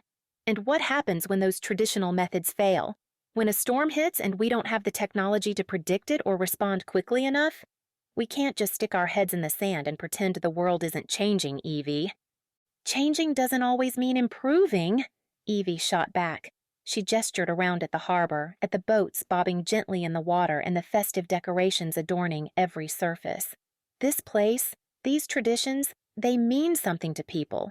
You can't just waltz in here with your tablets and your sensors and expect to replace decades of knowledge and experience." The argument continued to escalate, their words growing sharper and more personal with each exchange. Neither of them noticed Captain weaving between their legs, his tail drooping as he sensed the tension in the air. "You're so afraid of change that you're willing to put this entire harbor at risk," Nate accused, his face flushed with anger. "And you're so obsessed with your precious technology that you can't see the value in what's already here," Evie retorted, her hands clenched into fists at her sides. As their voices rose, so did the murmurs from the growing crowd. What had started as a near miss with a drifting boat had turned into a public spectacle, with the harbor's beloved manager and the newcomer consultant at each other's throats. The tension between Evie and Nate hung in the air like a thick fog, their heated words drawing more attention with each passing moment. The crowd of onlookers had grown, festival goers and dock workers alike, pausing their preparations to watch the spectacle unfolding before them. Evie's cheeks burned with frustration as she glared at Nate, her hands clenched into tight fists at her sides. "You just don't get it, do you? This isn't about resisting change. It's about preserving what works, what matters to this community." Nate opened his mouth to retort, but a familiar voice cut through the air, silencing them both. "What in the blazes is going on here?" Evie's stomach dropped as she turned to see her father, Rob, striding towards them. His weathered face was creased with concern, his eyes darting between his daughter and Nate. "Dad," Evie started, her voice catching slightly. "I can explain—" Rob held up a hand, silencing her. "I heard enough on my way over. Now let's get to the bottom of this. Nate, what happened with that boat?" Evie watched, a sinking feeling in her chest, as Nate explained the situation. He detailed the malfunction of the electronic mooring system and how the traditional ropes had potentially interfered with the sensors. To Evie's dismay, her father nodded along, his expression growing more serious with each word. I see, Rob said, stroking his chin thoughtfully. And Evie, how did you handle the situation? Evie straightened her shoulders, a flicker of pride cutting through her anxiety. We used the traditional method, Dad. Good old-fashioned teamwork and a sturdy rope. It worked perfectly, just like it always has. She expected her father to smile, to agree that sometimes the old ways were the best. Instead, Rob's frown deepened. Evie, he began, his tone gentle but firm. While I'm glad you were able to handle the situation, this incident proves exactly what Nate's been saying. We need more modern safety measures in place. The words hit Evie like a physical blow. She stared at her father, disbelief and hurt warring for dominance in her expression. What? Dad, you can't be serious. Rob sighed, running a hand through his graying hair. I am serious, sweetheart. The harbor's getting busier every year. We can't rely solely on quick thinking and strong arms anymore. What if this had happened during the festival with all those extra boats in the water? Evie felt as if the ground was shifting beneath her feet. She looked from her father to Nate, who wore an expression of vindication that made her blood boil. So that's it? Evie's voice rose, drawing even more attention from the gathered crowd. You're just going to side with him? After everything I've done to keep this harbor running smoothly? Rob's eyes widened at the vehemence in her tone. Now, Evie, that's not what I'm saying at all. Your experience is invaluable, but what? Evie cut him off, her hurt and frustration finally boiling over. But it's not enough? But you think I can't handle it on my own? Is that why you brought him here? She jabbed a finger in Nate's direction. Nate stepped forward, his hands raised in a placating gesture. Evie, please. This isn't about undermining you. It's about making the harbor safer for everyone. His words only fueled Evie's anger. She whirled on him, her eyes flashing. Don't you dare pretend this is for my benefit. You've been trying to push me out since the moment you got here, with your fancy gadgets and your talk of progress. The crowd around them had grown silent, the festive atmosphere completely evaporated. Workers paused in hanging decorations, their eyes wide as they watched the confrontation unfold. And you, Evie turned back to her father, her voice cracking with emotion. How could you do this to me? I've spent my entire life living up to your legacy, trying to make you proud. And now you're telling me it's not good enough? Rob's face fell, a mixture of shock and sadness, etching deep lines around his eyes. Evie, honey, that's not what But Evie was beyond listening. Years of pent-up frustration and insecurity came pouring out in a torrent of words. You've never trusted me to run this place on my own, have you? Always checking in, always second-guessing my decisions, and now you bring in this outsider to tell me how to do my job. The silence that followed her outburst was deafening. Festival goers exchanged uncomfortable glances, while dock workers shuffled their feet awkwardly. Evie stood there, chest heaving, suddenly aware of just how public her meltdown had been. In the tense quiet, a new sound emerged, the rapid click of claws on wood. Captain, sensing the distress radiating from Evie, had decided to take matters into his own paws. The scrappy terrier darted between Nate and Evie, positioning himself protectively in front of his favorite human. With a low growl, Captain began nipping at Nate's ankles, his tiny teeth catching on the consultant's pant leg.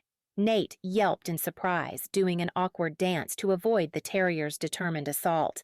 "Captain, no!" Evie called out, momentarily distracted from her anger by the dog's antics. A few chuckles rippled through the crowd as Nate continued his clumsy attempts to escape Captain's zealous defense of Evie. The terrier's actions, while not solving anything, had at least broken the unbearable tension of the moment.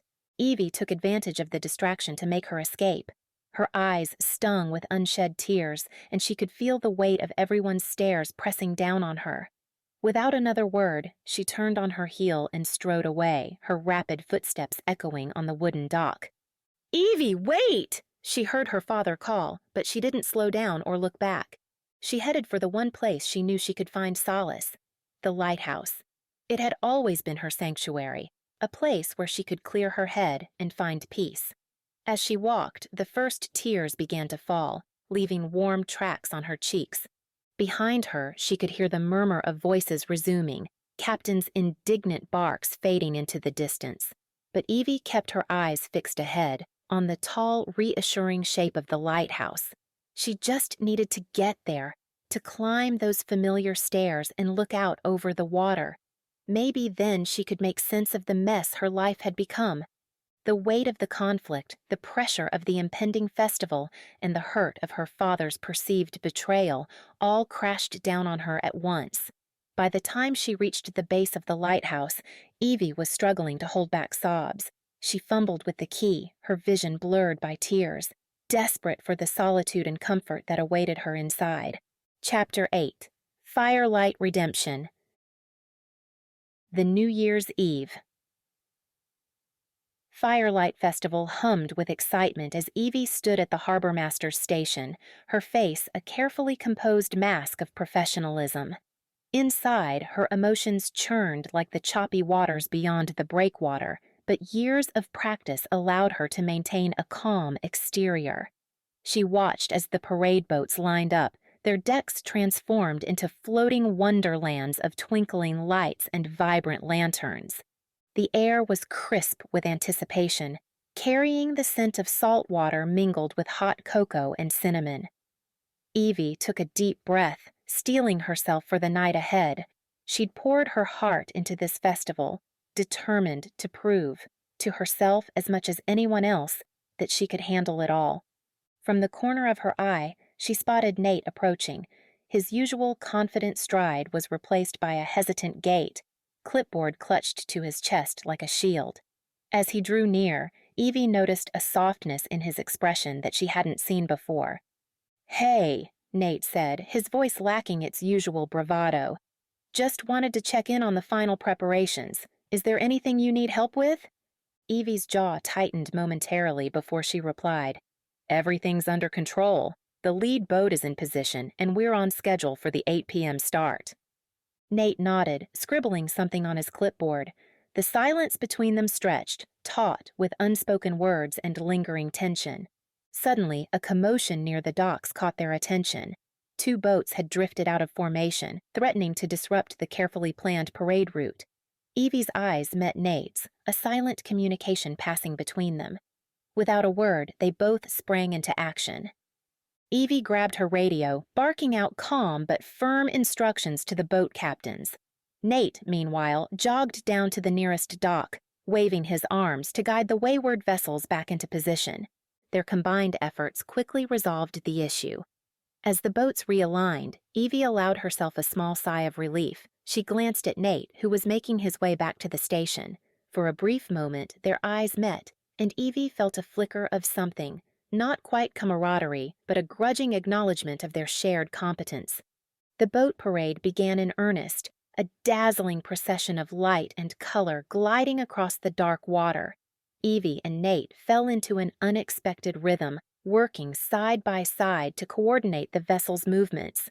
Their earlier antagonism gave way to a focused synergy as they tackled each small challenge that arose. "Boat 7 is lagging," Nate murmured, eyes on the water. Evie nodded, already reaching for her radio. "On it." As they worked, Evie couldn't help but notice how Nate's suggestions complemented her own instincts. His modern approach, which had once seemed so at odds with her traditional methods, now provided a fresh perspective that enhanced rather than undermined her expertise. From his vantage point on the docks, Rob Clarke watched the proceedings with keen interest. His weathered face, usually set in lines of concern, began to soften as he observed Evie and Nate working together. A mix of pride and dawning realization crossed his features as he watched his daughter confidently direct the parade. The festival was in full swing now, the harbor alive with music and laughter. Children ran along the docks, sparklers in hand, while adults sipped hot drinks and pointed out their favorite boats. The atmosphere was electric with holiday cheer and the promise of a new year on the horizon. As the parade reached its midpoint, Evie allowed herself a moment to step back and truly appreciate the spectacle before her. The lights from the boats danced on the water's surface, creating a magical, shimmering tableau. Reflected in the harbor's dark waters, the illuminated vessels seemed to float in a sea of stars. Evie's gaze drifted to the crowd lining the shore. Families huddled together against the chill, their faces lit up with wonder and joy. Elderly couples leaned on each other, eyes twinkling with memories of festivals past. Even the most stoic fishermen wore smiles as they admired the transformed harbor. For a heartbeat, Evie felt a lump form in her throat. This moment of community joy, of shared wonder, was why she loved this harbor so fiercely. It wasn't just about boats and schedules and safety protocols. It was about creating moments of magic, about honoring traditions while embracing the future. A gentle nudge at her ankle broke Evie from her reverie. She looked down to see Captain, tail wagging, a sparkly ribbon tangled around one paw. Despite herself, Evie felt a smile tugging at her lips. She bent down to free the terrier, giving him a quick scratch behind the ears. "Looks like someone's been enjoying the decorations." Nate's voice came from beside her, tinged with amusement.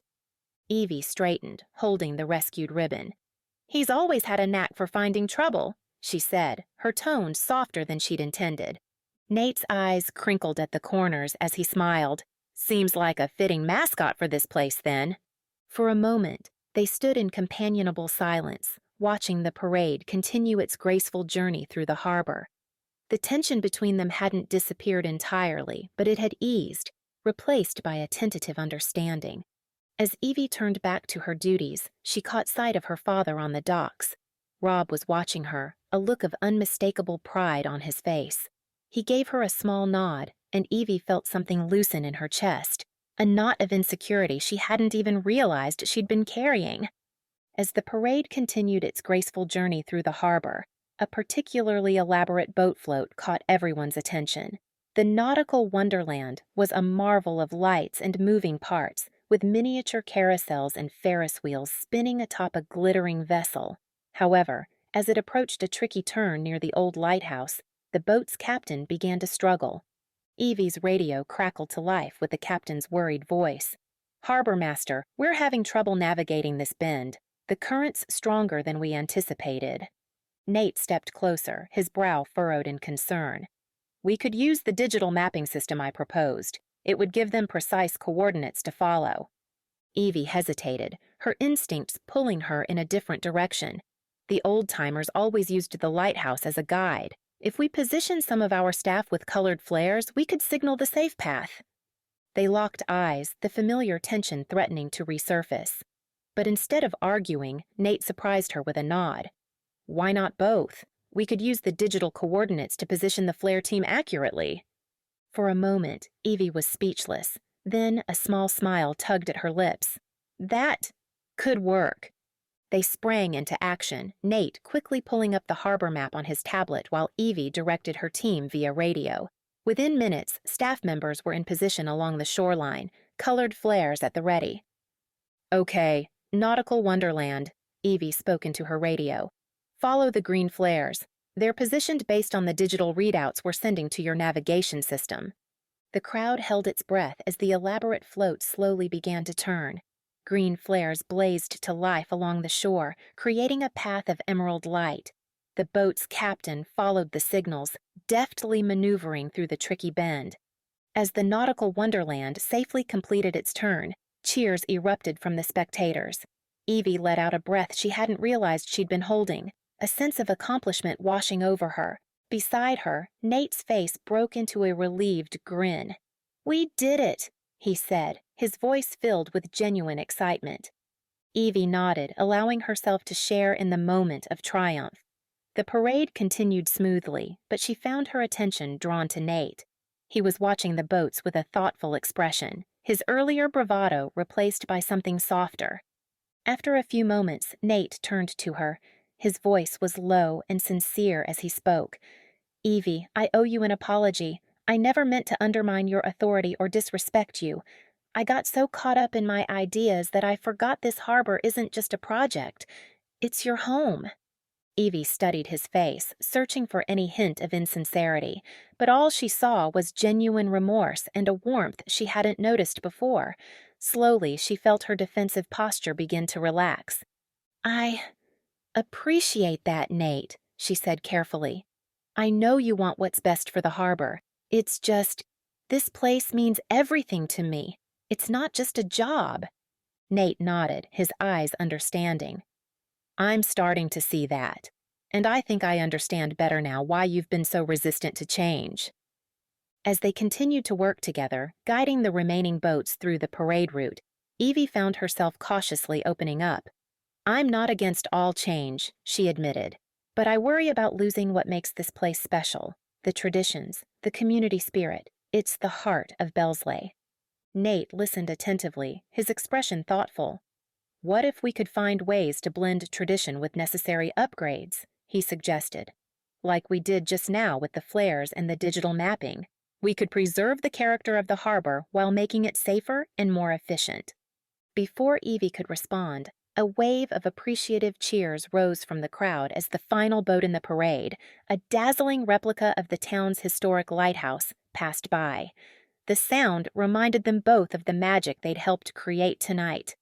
As the parade neared its end, Evie spotted a familiar figure approaching. Rob Clarke made his way towards them, his weathered face bearing an expression she couldn't quite read. Well done, both of you, Rob said as he reached them. His eyes, however, were fixed on Evie. You handled everything beautifully tonight, sweetheart. You've really found your own way to lead this harbor. Evie felt a warmth spread through her chest at her father's words. For the first time in a long while, she saw genuine pride in his eyes. Pride in her, not just in the harbor's legacy. Thanks, Dad, she said softly, feeling a weight lift from her shoulders. The three of them stood together as the final boats passed by, the harbor aglow with the combined light of traditional lanterns and modern LED displays. Captain trotted up, tail wagging, and settled at Evie's feet, as if sensing the change in the air. Suddenly, the night sky erupted in a burst of color and light. The New Year's fireworks had begun, painting the harbor in shimmering golds, reds, and blues. Evie looked out over the water, at the boats and the crowd and the twinkling lights, and felt a surge of renewed confidence. As she stood there with Nate and her father beside her, Captain at her feet, and the fireworks reflecting in the harbor's waters, Evie realized something.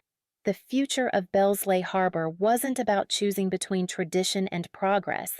It was about finding a way to honor the past while embracing the possibilities of tomorrow. And for the first time in months, that future didn't seem quite so daunting. In fact, as another burst of fireworks lit up the sky, Evie found herself looking forward to it with hope. Chapter 9. Firelight Confessions. The last of the festival goers had trickled away, leaving Bellsleigh Harbor in a state of peaceful quiet. Evie stood alone on the docks, watching as the final boats glided back to their moorings. The colorful lanterns from the parade still glowed softly, their light dancing on the calm water's surface. She took a deep breath, inhaling the crisp night air tinged with the scent of salt water and pine. The sound of footsteps on the wooden planks broke the silence. Evie turned, surprised to see Nate approaching cautiously. His hands were shoved deep in his pockets, and his expression was hesitant. "Hey," he said softly as he reached her. "Hey," Evie replied, her voice equally quiet. They stood there for a moment, the awkward silence stretching between them.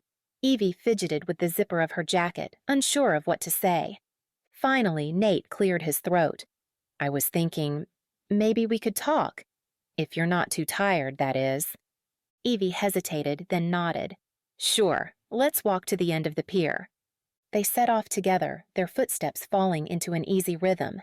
Captain, who had been dozing nearby, perked up at their movement. He trotted after them, keeping a respectful distance as if sensing the importance of their conversation. When they reached the end of the pier, Evie leaned against the railing, looking out over the water.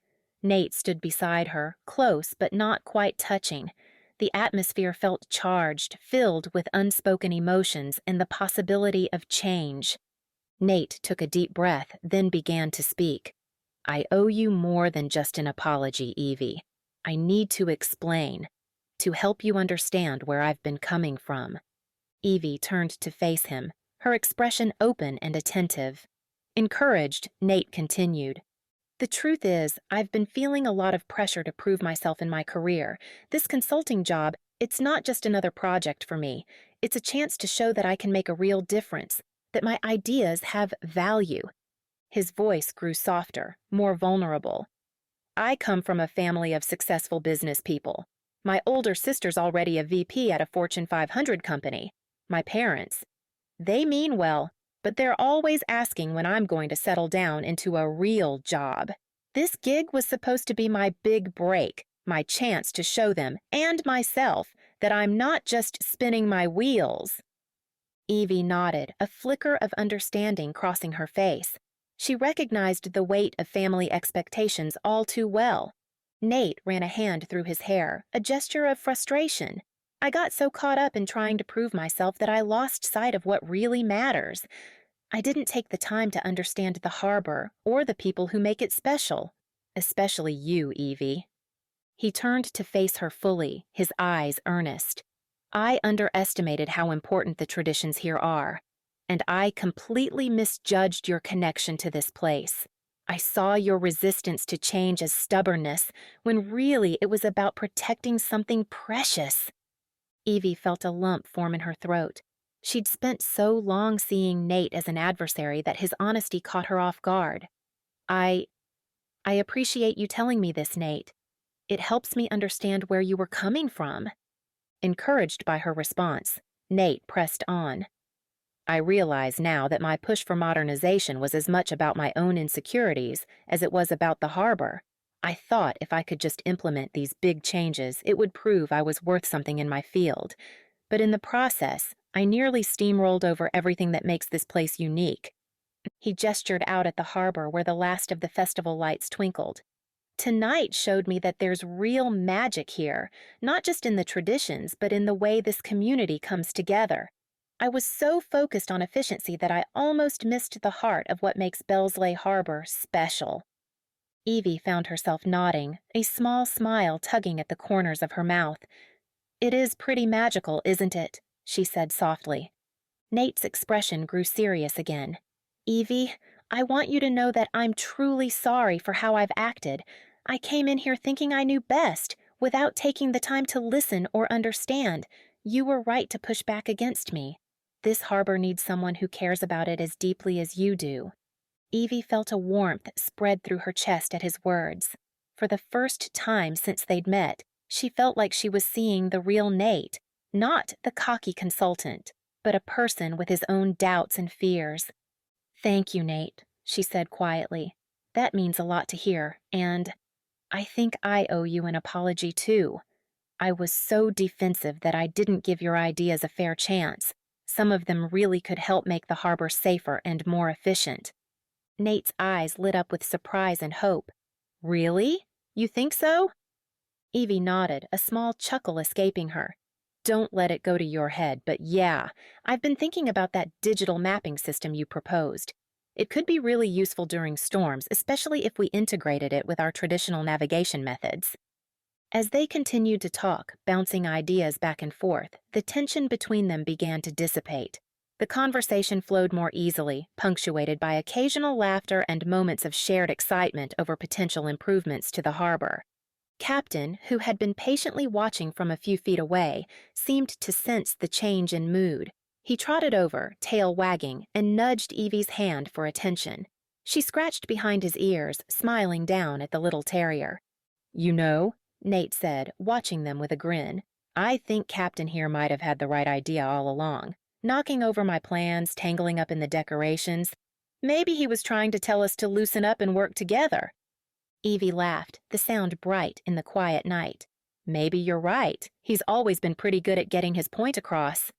Evie took a deep breath, her gaze fixed on the gentle waves lapping against the pier. The vulnerability in Nate's confession had touched something in her, and she felt a sudden urge to reciprocate his honesty. I guess, she began, her voice barely above a whisper, I've been carrying my own fears, too. She glanced at Nate, who nodded encouragingly. Evie's fingers tightened on the railing as she continued.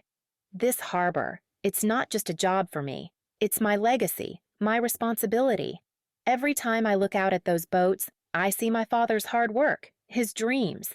Her voice wavered slightly. And I'm terrified of letting him down.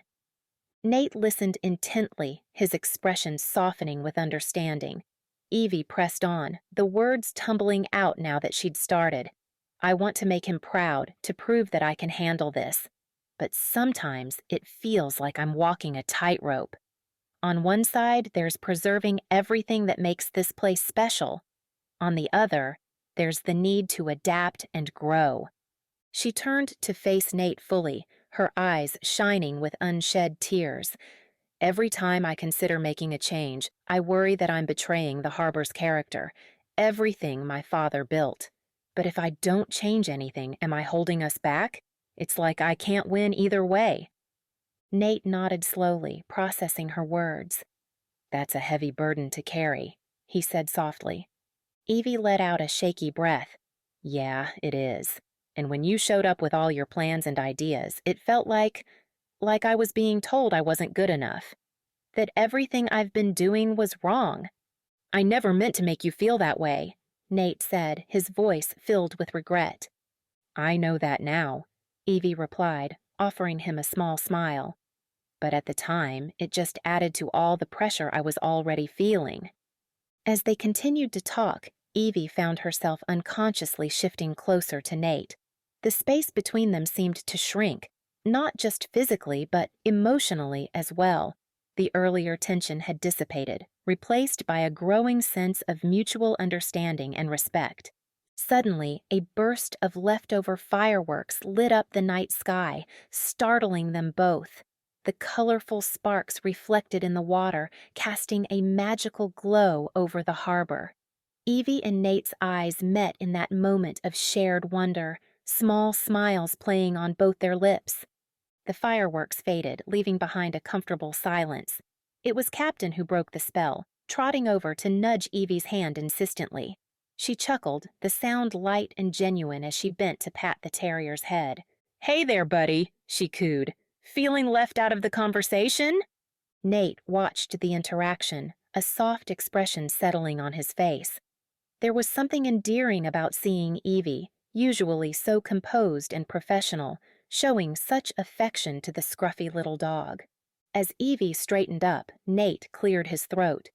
You know, he began tentatively, maybe there's a way we could work together on this.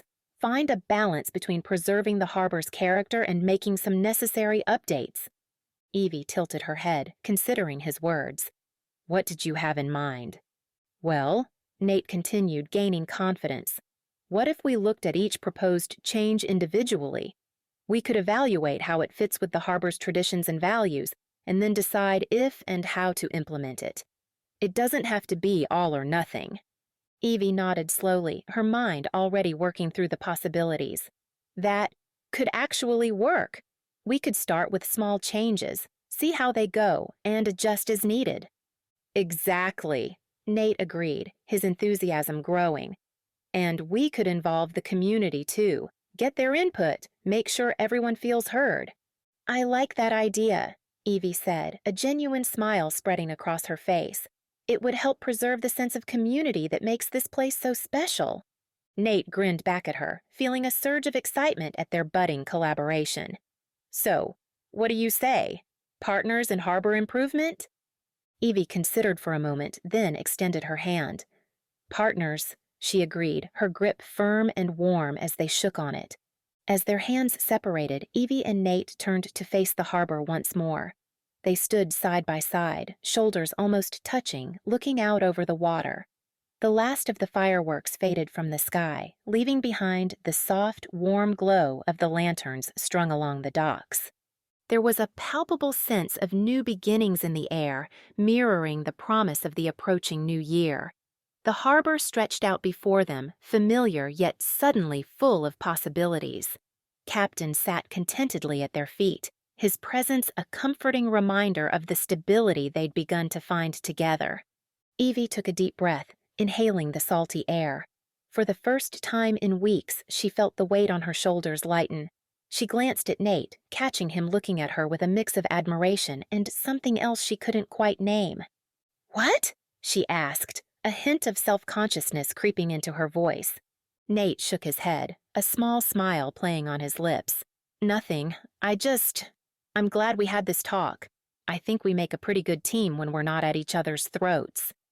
Evie laughed, the sound carrying across the quiet harbor. "Yeah, I guess we do. Who would have thought?" As they stood there, the gentle lapping of waves against the pier the only sound, Evie felt a sense of peace settle over her. The future was still uncertain, full of challenges and decisions to be made, but somehow, standing here with Nate and Captain, those challenges didn't seem quite so daunting anymore. The night air grew cooler, and Evie shivered slightly. Without a word, Nate shrugged off his jacket and draped it over her shoulders. The gesture was casual, almost unconscious, but it sent a warmth through Evie that had nothing to do with the added layer. "Thanks," she murmured, pulling the jacket closer around her. Nate just nodded, his eyes still on the horizon. "So," he said after a moment, "where do we start?" Evie considered the question, her mind already buzzing with ideas. "Well," she began, "I think we should—" Chapter 10. New Year, New Horizons. The morning sun glinted off the calm waters of Bellsleigh Harbor, casting a golden glow across the docks. Evie stood at the harbormaster's station, a sense of satisfaction warming her chest as she surveyed her domain. The familiar wooden structures now sported sleek digital displays, a harmonious blend of tradition and innovation that she had once thought impossible. A gentle breeze carried the scent of salt and coffee, and Evie turned to see Nate approaching, 2 steaming mugs in hand. His easy smile sent a flutter through her stomach, a feeling she was still getting used to. "Thought you could use this," Nate said, offering her a mug. "Thanks," Evie replied, reaching out. Their fingers brushed as she took the coffee, and a jolt of electricity shot up her arm. They both paused, neither pulling away immediately. Evie felt a blush creep up her neck as she met Nate's gaze, seeing her own shy smile reflected in his eyes. Clearing her throat, Evie took a sip of coffee to cover her flustered state. "So, what's on the agenda for today?" Nate leaned against the station, his body angled towards her. "Well, we've got the new automated docking system to test on the East Pier, and then there's the community meeting this afternoon to discuss the upcoming summer festival." Evie nodded, her mind already working through the logistics. "Right. We should run a final check on the traditional mooring lines before we start the docking test. Can't be too careful." "Good thinking," Nate agreed, his tone warm with admiration. "Your experience with the old systems is invaluable for integrating the new tech smoothly." Evie felt a glow of pride at his words. It still amazed her how well they worked together now, their different perspectives creating a balance that benefited the entire harbor. A familiar bark interrupted their conversation as Captain trotted up, his orange life vest a bright splash of color against the weathered dock. Evie couldn't help but smile at the terrier's enthusiasm. "Hey there, Captain," she said, bending down to greet him. "Ready for your new accessory?" Nate knelt beside her, pulling a small device from his pocket. "This tracking system will help us keep an eye on our furry harbor master," he explained, his shoulder brushing against Evie's as he leaned in to attach the device to Captain's collar. The closeness sent Evie's heart racing. She could smell the faint scent of Nate's cologne mixed with the salty air, and it was suddenly hard to focus on anything else. Her fingers fumbled slightly as she helped adjust the device. "There we go," Nate said softly, his breath warm against her cheek. "All set." Evie turned her head, finding herself mere inches from Nate's face. Time seemed to slow as they gazed at each other, the rest of the world fading away. The moment was broken by the sound of footsteps approaching on the dock. They both straightened quickly, cheeks flushed as if they'd been caught doing something they shouldn't. Evie's eyes widened as she saw her father, Rob, walking towards them with a knowing smile on his face. "Morning, you two," Rob called out, his gaze sweeping over the harbor before settling on Evie and Nate. Looks like things are shaping up nicely around here. Evie felt a mix of pride and nervousness as her father approached. "Morning, Dad," she replied, trying to keep her voice steady. "We were just getting started for the day." Rob nodded, his eyes twinkling as he looked between them. "I can see that. The new displays look good, Evie. Nice integration with the old structures." "Thanks," Evie said, warmth spreading through her chest at her father's approval. "We've been working hard to find the right balance." "We?" Rob raised an eyebrow, glancing at Nate. Nate stepped forward, extending his hand to Rob. "Good morning, sir. We found that combining Evie's traditional knowledge with some modern approaches has been really effective." Rob shook Nate's hand, his smile widening. "I'm glad to hear it. It's good to see you two working so well together." Evie felt her cheeks heat up again at the implication in her father's tone. She busied herself with checking Captain's new tracking device, avoiding Rob's knowing gaze. "Well," Rob said, clapping his hands together, "I won't keep you from your work. Just wanted to stop by and see how things were going." He turned to Evie, his expression softening with pride. "You're doing a great job, sweetheart. Your mother would be proud." Evie's throat tightened with emotion. "Thanks, Dad," she managed, giving him a quick hug. As Rob walked away, Evie felt Nate's hand on her shoulder, a comforting warmth. She looked up at him, seeing understanding in his eyes. "You okay?" he asked softly. Evie nodded, offering him a small smile. "Yeah, I'm good. It means a lot, you know?" Nate squeezed her shoulder gently. "I know. And he's right, you know. You're doing an amazing job here." Their eyes met again, and Evie felt that now familiar flutter in her stomach. The moment stretched between them, full of unspoken feelings and possibilities. Captain's bark broke the spell, reminding them of the day ahead. Evie chuckled, reaching down to scratch behind the terrier's ears. All right, she said. "I guess we should get to work, huh?" Nate nodded, his hand lingering on her shoulder for just a moment longer before dropping away. "Lead the way, Harbor Master," he said with a grin. Rob cleared his throat, his weathered face softening as he looked at Evie. "You know, sweetheart, I owe you an apology," he began, his voice gruff with emotion. "I've been so focused on what I thought was best for the harbor that I didn't see how well you were already managing things." Evie's breath caught in her throat, her eyes widening at her father's words. She felt Nate's hand gently press against the small of her back, a silent gesture of support that sent a warmth spreading through her. Rob continued, his gaze sweeping over the harbor. "This place, it's been my whole life. I was afraid of change, afraid of losing what made it special. But what you've done here, Evie."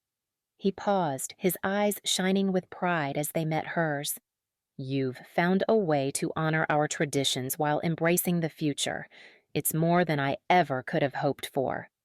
Evie felt tears prick at the corners of her eyes. She leaned slightly into Nate's touch, drawing strength from his presence as she listened to her father's words. "The way you've balanced the old with the new, it's remarkable," Rob said, his voice thick with emotion. "You've exceeded every expectation I ever had, and then some.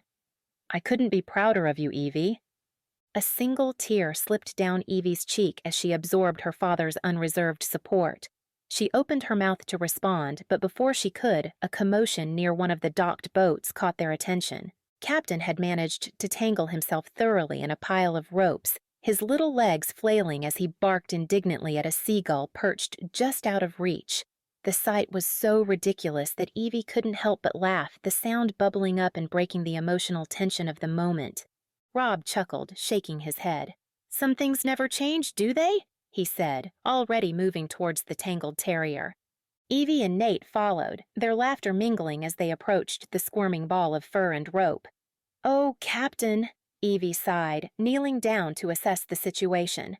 "What have you gotten yourself into this time?" As they worked to free the dog, Evie found herself hyper-aware of Nate's proximity. Their hands brushed repeatedly as they untangled the ropes, each accidental touch sending a jolt of electricity through her. She glanced up, catching Nate's eye, and felt her breath hitch at the warmth in his gaze. Rob, watching from the side, raised an eyebrow at their obvious attraction. He hid a smile, pretending to be very focused on holding Captain still as the two younger people worked. Finally, with a triumphant bark, Captain sprang free, shaking himself vigorously before trotting off with his nose in the air, as if nothing had happened. Evie stood, brushing off her hands. "Well, that was an adventure," she said, her cheeks flushed from more than just the exertion. "How about a walk around the harbor?" Nate suggested, his eyes never leaving Evie's face. "It's a beautiful evening for it." Evie nodded, suddenly shy. "That sounds nice," she agreed softly. As they set off, Evie and Nate fell into step beside each other, their hands swinging close enough to occasionally brush. Each fleeting contact sent a thrill through Evie, and she found herself hoping for more. Rob followed a few paces behind, a knowing smile playing on his lips as he watched the two young people in front of him, the way they leaned towards each other as they walked, the stolen glances and shy smiles. It all reminded him of his early days with Evie's mother. They made their way along the docks, past boats bobbing gently in the evening light. The familiar sights and sounds of the harbor surrounded them, but Evie found her attention constantly drawn to Nate. The way the setting sun caught his hair, the sound of his laugh, the warmth of his presence beside her, it all felt new and exciting in a way she'd never experienced before. As they reached the lighthouse, they paused, looking out over the water. The sun was sinking towards the horizon, painting the sky in brilliant shades of orange and pink. Evie took a deep breath, savoring the moment and the company. Suddenly, a burst of color exploded in the sky above them. Evie gasped in surprise as fireworks began to light up the twilight, their reflections shimmering on the water below. "What's this?" she asked, turning to her father in confusion. Rob shrugged, his eyes twinkling. "Just a little celebration," he said, "for the harbor's successful blend of old and new, and for the bright future ahead." As they watched the spectacular display, Evie felt Nate's hand slip into hers. She turned to him, her heart pounding as their eyes met. In the colorful glow of the fireworks, she saw her own feelings reflected in his gaze: hope, excitement, and something deeper that made her breath catch. Slowly, almost as if drawn by an invisible force, they leaned towards each other. Evie's eyes fluttered closed as Nate's lips met hers in a soft, sweet kiss. The world seemed to fade away, leaving only the two of them in that perfect moment. A happy bark from Captain brought them back to reality. Evie looked down to see the terrier sitting at their feet, his tail wagging furiously as he looked up at them. Evie turned to see Nate smiling down at her, his expression full of promise. She returned the smile, feeling as though her heart might burst with happiness that will guide Bellsleigh Harbor into the future. Thank you so much for listening. Visit me at https://winvalentine.com to stay up to date. Please subscribe and comment. You can also leave a review on Amazon if you enjoyed the book.